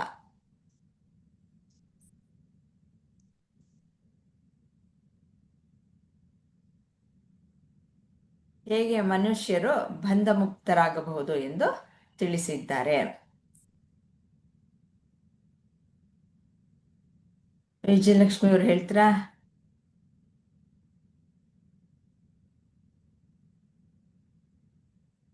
ಇಲ್ಲಿವರೆಗೂ ಎಷ್ಟು ಚೆನ್ನಾಗಿ ಹೇಳ್ತಾ ಇದ್ರಿ. ಮನುಷ್ಯ ಹೇಗೆ ಬಂಧ ಮುಕ್ತನಾಗಬಹುದು ಅಂದ್ರೆ, ಈಗ ಪ್ರಭುಜಿಯವ್ರು ಹೇಳ್ತಾರಲ್ಲಮ್ಮ, ಈ ದೇಹ ಮನ ಬುದ್ಧಿ ನಾನಲ್ಲ, ಸಚ್ಚಿದಾನಂದ ಆತ್ಮ ಶಿವ ನಾನು ನಾನೇ, ಶಿವೋಹಂ ಶಿವೋಹಂ ಶಿವೋಹಂ ಆತ್ಮ ಸ್ವರೂಪಿ ಶಿವ ನಾನು ಅಂತ ಗೊತ್ತಾದಾಗ ಆ ಆನಂದ ಸ್ವರೂಪವೇ ಆದಂತ ಈ ಆತ್ಮ, ಅದರಿಂದ ನಾವು ತಿಳ್ಕೊಂಡು ಪೂರ್ತಿ ಜ್ಞಾನ ತಿಳ್ಕೊಂಡಾಗ ಏನಾಗ್ತತಿ, ಈ ಬಂಧನಗಳಿಂದ ಮುಕ್ತರಾಗ್ತೇವೆ. ಆಮೇಲೆ ಕರ್ಮಗಳಿಗೆ ನಾವು ಈಗ ಈ ಕರ್ಮದ ಫಲಗಳನ್ನು ಅಪೇಕ್ಷಿಸಿದಾಗೂ ನಾವು ಬಂಧನಕ್ಕೆ ಕಾರಣ ಆಗ್ತೇವೆ. ಅದೇ ಫಲ ಅಪೇಕ್ಷೆ ಇಲ್ಲ ಅಂದ್ರೆ ಆ ಬಂಧನದಿಂದ ಮುಕ್ತರಾಗ್ತೇವೆ ಅಂತ ಹೇಳಮ್ಮ. ಅಂದ್ರೆ ಇಲ್ಲಿ ಶ್ರೀಕೃಷ್ಣನ್ಗೆ ಯಾವ ಕರ್ಮ ಫಲನೂ ಬಂಧಿಸೋಲ್ಲ. ಅವ್ರಿಗೆ ಯಾವ ಕರ್ಮ ಫಲಗಳು ಇರೋದಿಲ್ಲಲ್ಲಮ್ಮ, ಅವರು ಪರಮಾತ್ಮ. ಈಗ ನಾವಾದ್ರೆ ಜೀವಿಗಳು, ನಾವ್ ಏನೇ ಕರ್ಮ ಮಾಡಿದ್ರು ಅದಕ್ಕೆ ನಾವು ಕರ್ಮ ಫಲಗಳಿಗೆ ಸಿಕ್ಕಂಗ್ ಬಿಡ್ತೇವಿ. ಅವಾಗ ನಮಗ್ ಬಂಧನ ಇರುತ್ತೆ. ಅವ್ರ ಪರಮಾತ್ಮ ಇರೋದ್ರಿಂದ ಅವ್ರು ಯಾವ ಕರ್ಮ ಮಾಡಿದ್ರು ಸಹಿತ ಅವ್ರು ಏನ್ ಮಾಡಿದ್ರು ಒಂದು ಧರ್ಮದ ಕಾರ್ಯಗಳೇ ಇರ್ತವೆ. ಹೀಗಾಗಿ ಅವ್ರಿಗೆ ಯಾವ ಬಂಧನಗಳು ಇರೋದೇ ಇಲ್ಲಮ್ಮ. ಕರ್ಮಗಳು ಸಾಕಷ್ಟು ಮಾಡ್ತಾನೆ ಇರ್ತಾರೆ, ಮಾಡಿದ್ರು ಅವಕ್ಕೆಲ್ಲ ಅವ್ರಿಗೆ ಒಳ್ಳೆ ಪ್ರತಿಫಲ ಆಗ್ಲಿ ಕೆಟ್ಟದ್ದಾಗ್ಲಿ ಯಾವುದೇ ಇರೋದೇ ಇಲ್ಲ ಅವ್ರಿಗೆ. ಯಾತಕ್ಕೆ ಅಂತಂದ್ರೆ ಅವರು ಕಾಮ್ಯ ಕರ್ಮ ಮಾಡಲ್ಲ, ಅವರು ಮಾಡೋದಿಲ್ಲ. ಅವರು ತಮ್ಮ ಸಲುವಾಗಿ ಏನು ಮಾಡ್ಕೊಳ್ಳೋದಿಲ್ಲ. ಅವರು ಅದೆಲ್ಲ ಏನೈತೆ ಒಂದು ಸಮಾಜದ ಸಲುವಾಗಿ, ಈ ಜೀವಿಗಳ ಸಲುವಾಗಿ ಮಾಡ್ತಾ ಇರ್ತಾರೆ ಅಂತ. ಸರಿ, ಯಾರು ಕಾಮ್ಯ ಕರ್ಮ ಕರೆಕ್ಟ್ ಕಾಮ್ಯ ಕರ್ಮ ಯಾರು ಮಾಡ್ತಾರೋ ಅಂತವ್ರಿಗೆ ಮಾತ್ರ ಕರ್ಮ ಬಂಧನದಲ್ಲಿ ಭಗವಂತನಿಗೆ ಆ ಬಂಧನ ಯಾಕಿಲ್ಲ ಅಂದ್ರೆ ಭಗವಂತ ಕಾಮ್ಯ ಕರ್ಮವನ್ನ ಮಾಡ್ತಾ ಇಲ್ಲ. ಇಲ್ಲಿ ಧರ್ಮ ಸಂಸ್ಥಾಪನೆಗೋಸ್ಕರ ಬಂದಿರುವಂತಹದ್ದು. ನಾನು ದೇಹ ಮನಸ್ಸು ಬುದ್ಧಿ ಅನ್ನೋದು ನೀವು ಹೇಳ್ದಾಗೆ ಭಗವಂತನಿಗೆ ಇಲ್ಲ, ಸ್ಪಷ್ಟತೆ ಇದೆ. ನಾವು ದೇಹ ಮನಸ್ಸು ಬುದ್ಧಿನೇ ನಾವು ಅಂತಂದ್ಬಿಟ್ಟು ಅನ್ಕೊಂಡು ಅದನ್ನ ಪೋಷಣೆ ಮಾಡೋದಕ್ಕೆ ನಾನೇ ಕರ್ತ, ನಾನೇ ಭೋಕ್ತ, ನಾನೇ ಜ್ಞಾತ ಅನ್ಕೊಂಡು ನಾವು ಬಂಧನಕ್ಕೆ ಒಳಗಾಗಿರುವಂತಹದ್ದು. ಅಂತ ಅಜ್ಞಾನ ಅವಿದ್ಯೆ ಅನ್ನೋದು ಭಗವಂತನಿಗೆ ಇಲ್ಲ. ಅಲ್ಲಿ ಸ್ಪಷ್ಟತೆ ಇದೆ. ಯಾವಾಗ ಆ ಸ್ಪಷ್ಟತೆ ಬರ್ತೋ ಆವರಣ ಅನ್ನೋದು ಇಲ್ಲ. ನಿಮಗೆ ಮಾಯೆಗೆ 2 ಶಕ್ತಿಗಳಿದೆ ಅಂತ ಹೇಳಿದೆ ಅಲ್ವಾ, ಆವರಣ ಮತ್ತೆ ವಿಕ್ಷೇಪ ಅನ್ನೋದು. ಆವರಣ ಅಂದ್ರೆ ಮರ್ತೋಗಿದ್ದೀರ, ಮರ್ತೋಗ್ಬಾರ್ದು. ಆವರಣ ಅನ್ನೋದು ಏನ್ ಮಾಡುತ್ತೆ ಅಂದ್ರೆ ನಾನ್ ಯಾರು ಅನ್ನೋದನ್ನ ಮರೆಸ್ಬಿಟ್ಟಿರುತ್ತೆ. ಅಲ್ಲಿ ವಿಕ್ಷೇಪ ನಾನು ದೇಹ ಮನಸ್ಸು ಬುದ್ಧಿ ಅನ್ನೋದನ್ನ ತೋರ್ಸುತ್ತೆ. ಅಲ್ಲಿ ಸಿಕ್ಕಾಕೊಂಡ್ಬಿಟ್ಟಿದೀವಿ. ಯಾವಾಗ ಆತ್ಮಜ್ಞಾನ ಬರುತ್ತೋ ಅವಾಗ ಈ ಭಗವಂತ ಯಾವ ರೀತಿಯಲ್ಲಿ ಯಾವುದು ಸಹ ಕರ್ಮ ಬಂಧನಕ್ಕೆ ಒಳಗಾಗದೆ ಕರ್ಮಗಳನ್ನ ಮಾಡ್ತಾನೋ, ಕರ್ತ ಅಲ್ಲ, ನಾನು ಭೋಗ್ತ ಅಲ್ಲ, ಜ್ಞಾತ ಅಲ್ಲ ಅಂತಂದ್ಬಿಟ್ಟು ಎಲ್ಲ ಕರ್ಮಗಳನ್ನ ಮಾಡ್ತಾನೋ ಆ ರೀತಿಯಲ್ಲಿ ಈ ಜ್ಞಾನಿಯು ಮಾಡ್ತಾನೆ. ಅವಾಗ ಅದನ್ನ ತಿಳ್ಕೊಂಡಾಗ ಈ ಕರ್ಮ ಬಂಧನದಿಂದ ಹೊರಗಡೆ ಬರ್ತಾನೆ. ಅಂದ್ರೆ ಯಾವಾಗ ಕರ್ಮ ಫಲವನ್ನು ಬಿಟ್ಬಿಡ್ತಾನೆ, ಯಾವಾಗ ಕರ್ಮ ಫಲವನ್ನು ಬಿಟ್ಬಿಡ್ತಾನೋ ಅಲ್ಲಿ ವಾಸನಾ ಬೀಜಗಳೆಲ್ಲ ಹೋಗ್ತಾ ಹೋಗ್ತಾ ಹೋಗ್ತಾ ಎಲ್ಲ ಕ್ಲೀನ್ ಆಗ್ಬಿಡುತ್ತೆ. ಜ್ಞಾನಿ ಕರ್ಮ ಮಾಡೋದು ಅಂದ್ರಮ್ಮ, ಜ್ಞಾನಿ ಏನ್ ಮಾಡ್ತಾನೆ, ಅಕರ್ಮದಲ್ಲಿ ಕರ್ಮ ಮಾಡ್ತಾನೆ, ಕರ್ಮದಲ್ಲಿ ಅಕರ್ಮ ಮಾಡ್ತಾನೆ ಅಂತ ಹೇಳ್ತಾ ಇದ್ರು ಪ್ರಭುಜಿ ಅವರು. ಕರ್ಮಗಳು ಮುಂದೆ ಬರುತ್ತೆ, ಅದು ಮುಂದಿನ ಶ್ಲೋಕಗಳಲ್ಲಿ ಬರುತ್ತೆ. ನೆಕ್ಸ್ಟ್ ಕ್ಲಾಸ್ ಅಲ್ಲಿ ಅದು ಅಕರ್ಮ ಕರ್ಮ ಅಂದ್ರೆ ಏನೋ ಅದನ್ನ ಮುಂದಿನ ಕ್ಲಾಸಲ್ಲಿ ತಿಳ್ಕೊಳ್ಳೋಣ. ಇಲ್ಲಿ ತಿಳ್ಕೊಳ್ಬೇಕಾಗಿರೋದು ಅಷ್ಟೇ. ಹೇಗೆ ಬಂಧನದಿಂದ ನಾವು ಮುಕ್ತನಾಗೋದು. ಬಿಡುಗಡೆ ಆಗೋದು ಹೇಗೆ ಅನ್ನೋದನ್ನ ನಾವು ತಿಳ್ಕೊಳ್ತಾ ಇದೀವಿ. ನಾನು ಕರ್ತ ಅಲ್ಲ ಅಂತ ನಾನು ಯಾವಾಗ ಫಲವನ್ನ ಬಿಟ್ಟು ಹಾಕ್ಬಿಟ್ಟೆ ಅಂತಂದ್ರೆ ಅವಾಗ ನಾನು ಸಮತ್ವದಲ್ಲಿರ್ತೀನಿ. ಏನೇ ಫಲ ಬರ್ಲಿ, ಒಳ್ಳೇದ್ ಬರ್ಲಿ ಕೆಟ್ಟದ್ ಬರ್ಲಿ, ಸಮಾನವಾಗಿ ತೆಗೆದುಕೊಳ್ತೀನಿ. ಅವಾಗ ಸಮಾನವಾಗಿ ತಗೊಳ್ಳೋದ್ರಿಂದ ನನಗೆ ಗಾಯ ಆಗಲ್ಲ, ಒಳಗಡೆ ದುಃಖ ಆಗಲ್ಲ. ಏನಾದ್ರೂ ಕೆಟ್ಟ ಫಲ ಬಂತು ಅಂದ್ರೆ ದುಃಖ, ಇಲ್ಲ ಒಳ್ಳೆ ಫಲ ಬಂತು ಅಂತಂದ್ರೆ ಅದನ್ನ ಕಾಪಾಡೋದಕ್ಕೆ ಕಾಪಾಡಕ್ ಹೋಗಿ ಅದಕ್ಕೂ ಕರ್ಮ ಮಾಡ್ಬೇಕು. ಮತ್ತೆ ಒಳ್ಳೇದ್ ಬಂದಾಗ ಮತ್ತೆ ಇನ್ನೊಂದಷ್ಟು ಗಳಿಸ್ಕೊಳ್ಳೋಣ ಅಂತಂದ್ಬಿಟ್ಟು ಮತ್ತೆ ಗಳಿಸಕ್ ಹೋಗೋದು. ಅದ್ರಲ್ಲೂ ತೊಂದರೆಗೆ ಸಿಕ್ಕಾಕೊಳ್ತೀವಿ, ಅಲ್ಲೂ ಗಾಯ ಆಗ್ತಾ ಇರುತ್ತೆ. ಹೀಗೆ ಕಾಮ್ಯ ಕರ್ಮವನ್ನು ಮಾಡ್ತಾ ಇದ್ರೆ ಬಂಧನವೇ. ಯಾವಾಗ ಫಲಾಪೇಕ್ಷೆ ಅನ್ನೋದು ಬಿಟ್ಬಿಡ್ತೀವೋ ಯಾವ್ದು ಬಂದ್ರೂ ಸಹ ಈಶ್ವರ ಪ್ರಸಾದ ಅಂತಂದ್ಬಿಟ್ಟು ಸ್ವೀಕಾರ ಮಾಡಿಕೊಂಡು ಆರಾಮಾಗಿ ಇರ್ತೀವಿ. ಹಾಗೆ ಆ ರೀತಿಯಲ್ಲಿ ಶ್ರೀಕೃಷ್ಣ ಯಾವುದಕ್ಕೂ ಅಂಟ್ಕೊಂಡಿಲ್ಲ. ಏನೇ ಕೆಲಸ ಮಾಡಿದ್ರು ಮಾಡಬೇಕಾದ ಒಂದು ಏನು ಗುರಿ ಅನ್ನೋದು ಸ್ಪಷ್ಟತೆ ಇತ್ತು. ಮಾಡಬೇಕಾದ್ದು ಅದು ಮಾಡುವಂತಹ ಕರ್ಮಗಳನ್ನು ಮಾತ್ರ, ವಿಹಿತ ಕರ್ಮ ಮಾತ್ರ ಮಾಡುವಂತಹದ್ದು. ಯಾವ್ಯಾವ್ದೋ ಕರ್ಮಗಳು ವಿಕರ್ಮಗಳು ಮಾಡಬಾರ್ದಂತ ಕರ್ಮಗಳನ್ನು ಯಾವ ಜ್ಞಾನಿಯೂ ಮಾಡಲ್ಲ. ಅವನು ಜ್ಞಾನಿ ಅನ್ನಿಸ್ಕೊಳಲ್ಲ. ಅವಾಗ ಏನಾದ್ರೂ ಮಾಡ್ಬೋದಾ ಅಂತ ಅನ್ನೋ ಪ್ರಶ್ನೆಗೆ ನಾ ಹೇಳ್ತಾ ಇದ್ದೀನಿ. ಆ ರೀತಿಯಲ್ಲಿ ಮಾಡಿದಾಗ ಕರ್ಮಫಲ ಯಾವಾಗಿಲ್ವೋ ಶ್ರೀಕೃಷ್ಣ ಯಾವ ರೀತಿಯಲ್ಲಿ ಪೂರ್ತಿ ಅದಕ್ಕೆ ಅಸಂಗನಾಗಿರ್ತಾನೋ, ಪೂರ್ತಿ ಬಂಧನ ಇಲ್ಲದೆ ಇರ್ತಾನೋ ಆ ರೀತಿಯಲ್ಲಿ ಒಬ್ಬ ಜ್ಞಾನಿಯೂ ಸಹ ಬಂಧನದಿಂದ ಮುಕ್ತನಾಗ್ತಾನೆ. ಎಲ್ಲ ಕರ್ಮಗಳು ನಾಶವಾಗ್ಬಿಡುತ್ತವೆ. ಹಿಂದಿನದು ಎಲ್ಲೂ ಸಹ ಸರ್ವ ಪಾಪಗಳೇ ಇರ್ಬೋದು, ಪುಣ್ಯವೇ ಇರ್ಬೋದು, ಎರಡೂ ಇಲ್ಲ. ಬಂಧನದಿಂದ ಮುಕ್ತ ಅಂತಂದ್ರೆ ಪೂರ್ತಿ ಪರಮಾತ್ಮನಲ್ಲಿ ಅವನು ಒಂದಾಗೋಗ್ತಾನೆ, ಪರಮಾತ್ಮನಲ್ಲೇ ಲೀನ ಆಗೋಗ್ತಾನೆ.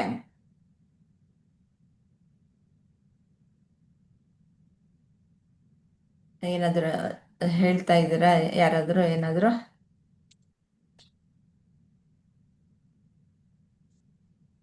ಮುಂದಿನ ಶ್ಲೋಕ.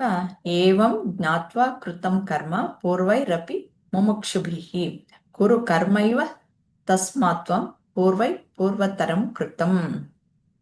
ಈ ಸತ್ಯವನ್ನು ತಿಳಿದುಕೊಂಡು ಪ್ರಾಚೀನ ಕಾಲದಲ್ಲಿ ಮುಕ್ತಿಯನ್ನು ಹುಡುಕುವವರು ಸಹ ಕಾರ್ಯಗಳನ್ನು ಮಾಡಿದರು. ಆದುದರಿಂದ ಆ ಪ್ರಾಚೀನ ಋಷಿಗಳ ಹೆಜ್ಜೆಗಳನ್ನು ಅನುಸರಿಸಿ ನೀನು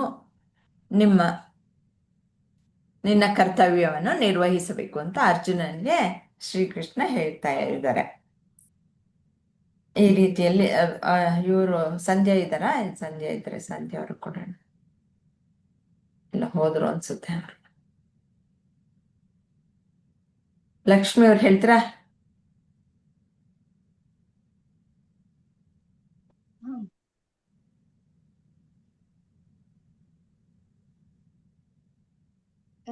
ಕ್ವಶನ್ ಅನ್ಸುತ್ತೆ, ಹೇಳ್ತೀರಾ ಅಮ್ಮ?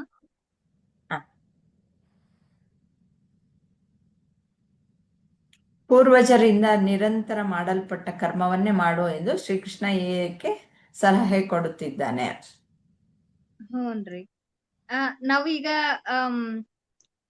ಹೆಚ್ಚಿಂದೆಚ್ಚು ನಮ್ ಮನ್ಯಾಗ ಹೆಂಗ್ ಪದ್ಧತಿ ಅಂತಂದ್ ಹೇಳಿದ್ರ, ನಾವು ನಮ್ ಮನ್ಯಾಗ ಏನ್ ಮೊದ್ಲಿಂದ ಹಿರಿಯರ್ ಮಾಡ್ಕೊಂಡ್ ಬಂದಿದ್ರಲ್ರಿ, ಬೆಳಿಗ್ಗೆ ಎದ್ದು ದೇವ್ರ ಪೂಜೆ ಮಾಡೋದು, ಏನ್ ನಿತ್ಯ ಕರ್ಮ ಅಂತಂದ್ ಹೇಳ್ತಾರಲ್ಲ, ಅದನ್ನ ಏನ್ ಮಾಡ್ಕೊಂಡ್ ಬಂದಿದ್ರಲ್ಲ ಅದನ್ನ ನಾವ್ ಮಾಡ್ಕೊಂಡ ಬರ್ತಾ ಇದೇವಮ್ಮ. ಯಾಕಂದ್ರ ಅದು ಈಗ ನಾನ್ ಹೆಂಗ್ ಮಾಡ್ತೇನೆ ಹಂಗ್ ನನ್ ಮಗಳ್ ಹೆಂಗ್ ಮಾಡ್ತಾಳ ಹಂಗ ಅದು ಮುಂದುವರ್ಕೊಂತಾನ ಹೊಂಟೈತ್ರಿ.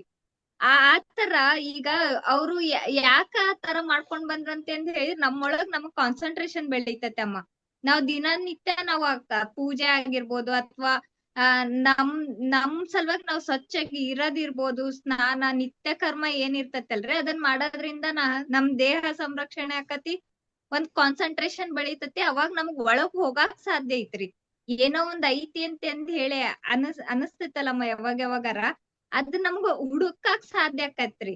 ಈಗ ಅದೇ ತರ ಋಷಿ ಮುನಿಗಳು ಈಗ ಅವ್ರನ್ನ ಯಾಕೆ ನಮಗ ಎಕ್ಸಾಂಪಲ್ ಕೊಡ್ತಾರಂತೆ ಅಂತ ಹೇಳಿದ್ರ ಅವ್ರ ಎಲ್ಲಾ ಈ ಗುರುಜಿ ಹೇಳ್ದಂಗ ದೇಹ ಮನಸ್ಸು ಬುದ್ಧಿ ನಾನಲ್ಲ ಅಂತಂದ್ ಹೇಳಿ ಅವ್ರ ಒಂದು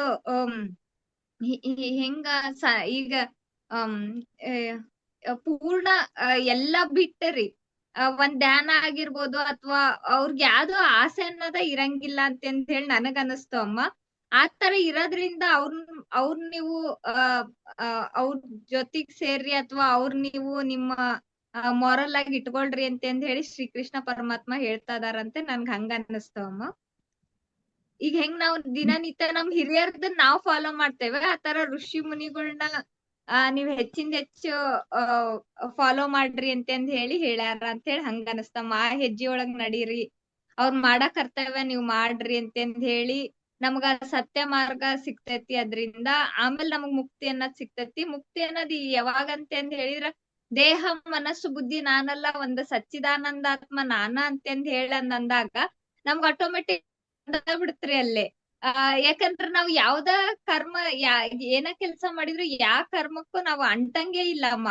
ಯಾಕಂದ್ರೆ ಈ ದೇಹ ಮಾಡ್ತಾ ಐತಿ ಅಂತ ಹೇಳಿ ಇದೊಂದ್ ನಡೀತಿರೋದು ಇವತ್ತಿಂದ ಇದೊಂದು ಡ್ರಾಮಾ ಅಂತ ಹೇಳಿ ಅಥವಾ ಇದೊಂದು ಒಂದು ಪೇಜು ಒಂದ್ ಪುಟ್ಟ ಈ ಪುಟ ಟರ್ನ್ ಮಾಡಿದ್ರೆ ಮತ್ತ್ ಹೊಸ ಪುಟ ಬರ್ತೈತಿ ಅಂತ ಹೇಳಿ ಅನ್ಕೊಂಡು ನಾವ್ ಜೀವನ ನಡ್ಸ್ಕೊಂಡ್ ಹೋದಾಗ ನಾವ್ ಯಾವ್ದ ಕರ್ಮ ಕೆಲಸ ಅಥವಾ ಕರ್ಮಗಳಿಗೆ ಅಂಟಂಗಿಲ್ಲ.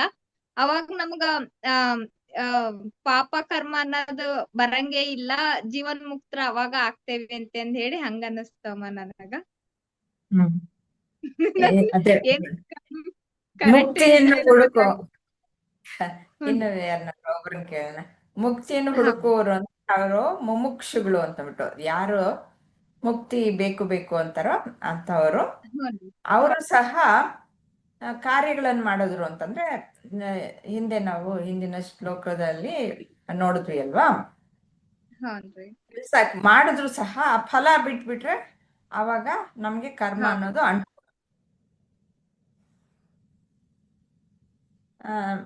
ಇಲ್ಲಿ ಅವ್ರನ್ನೇ ಋಷಿಗಳು ಅಂತ ಹೇಳ್ತಾ ಇರೋದು. ಇನ್ ಸ್ವಲ್ಪ ಆಮೇಲೆ ಹೇಳ್ತೀನಿ. ಇನ್ ಯಾರನ್ನಾದ್ರೂ ಒಬ್ಬರನ್ನ ಕೇಳ್ತೀನಿ. ಯಾರು ಹೇಳ್ತೀರಾ? ಯಾರಾದ್ರೂ ಒಬ್ರು ಹೇಳಿ. 8:45 ಆಯ್ತು. ಯಾರಾದ್ರೂ ಒಬ್ಬರು ಹೇಳಿ.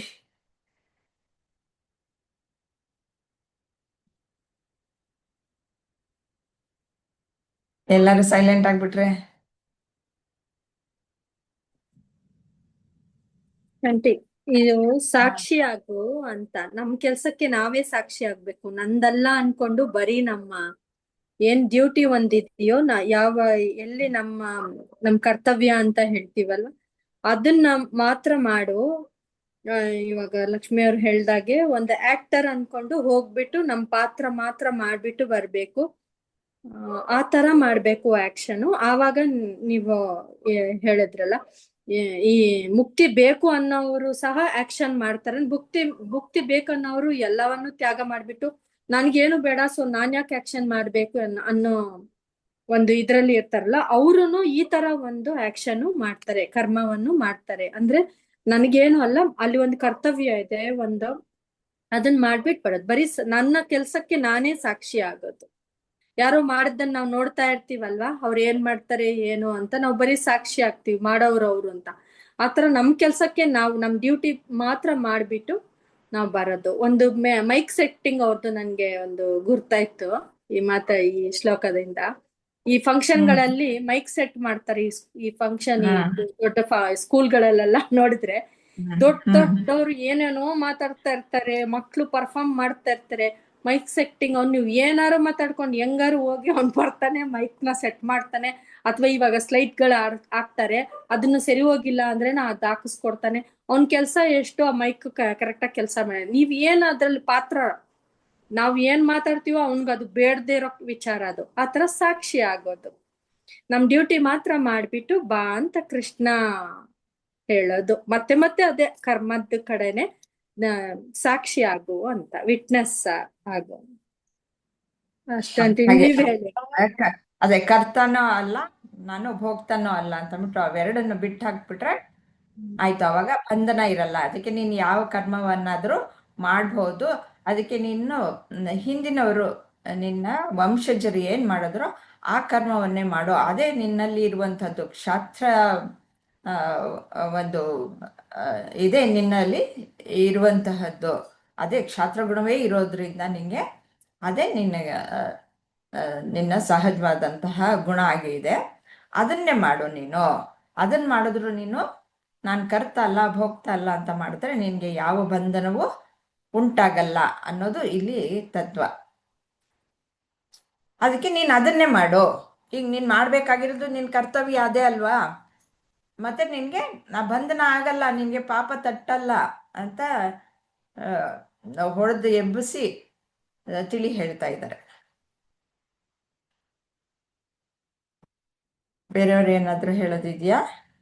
ಅದೇ ತರ ಒಂದ್ ಬಸ್ ಡ್ರೈವರ್ ಎಷ್ಟು ಪ್ಯಾಸೆಂಜರ್ಸ್ ಕೂತಿರ್ತಾರೋ ಬೇರೆ ಬೇರೆ ಕೆಲ್ಸಕ್ಕೆ ಹೋಗ್ತಾ ಇರ್ತಾರೆ. ಅವ್ನ್ ಕೆಲ್ಸ ನೀವ್ ಎಲ್ಲಾರು ಹೋಗಿ ಏನಾದ್ರು ಮಾಡಿ ತಗೊಂಡೋಗಿ ಡ್ರೈವ್ ಮಾಡಿ ಕರ್ಕೊಂಡೋಗಿ ಸೇಫ್ ಆಗಿ ಸೇರಿಸ್ತಾನಲ್ವಾ. ಆತರ ನಮಗ್ ಬಂದಿದ್ದು ಕೆಲ್ಸವನ್ನ ಕರೆಕ್ಟ್ ಆಗಿ ಮಾಡೋದು, ಅದು ಪರಿಣಾಮ ಏನಾಗತ್ತೋ ಅಲ್ಲಿ ಕೂತಿರೋದೆಲ್ಲಾನು ಅದು ಬೇರೆ ಬೇರೆ ಪರಿಣಾಮ, ಬೇರೆ ಬೇರೆ ಡೆಸ್ಟಿನೇಷನ್. ಆ ತರಾನು ಸಿಂಪಲ್ ಆಗಿ ನಮ್ಗೆ ಅರ್ಥ ಆಗೋ ತರಾನು ತಗೋಬಹುದು ಅಲ್ವಾ ಆಂಟಿ?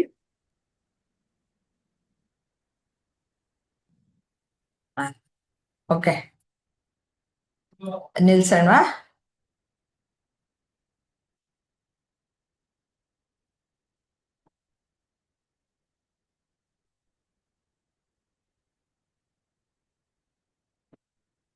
ಸರಿ ಇಲ್ಲ ಅಂತಂದ್ರೆ ನಿಲ್ಲಿಸ್ಬೋದು ಅನ್ಕೊಳ್ತೀನಿ. ಹರಿ ಓಂ ಶ್ರೀ ಗುರುಭ್ಯೋ ನಮಃ. ಓಂ ಶ್ರೀ ಕೃಷ್ಣಾರ್ಪಣಮಸ್ತು.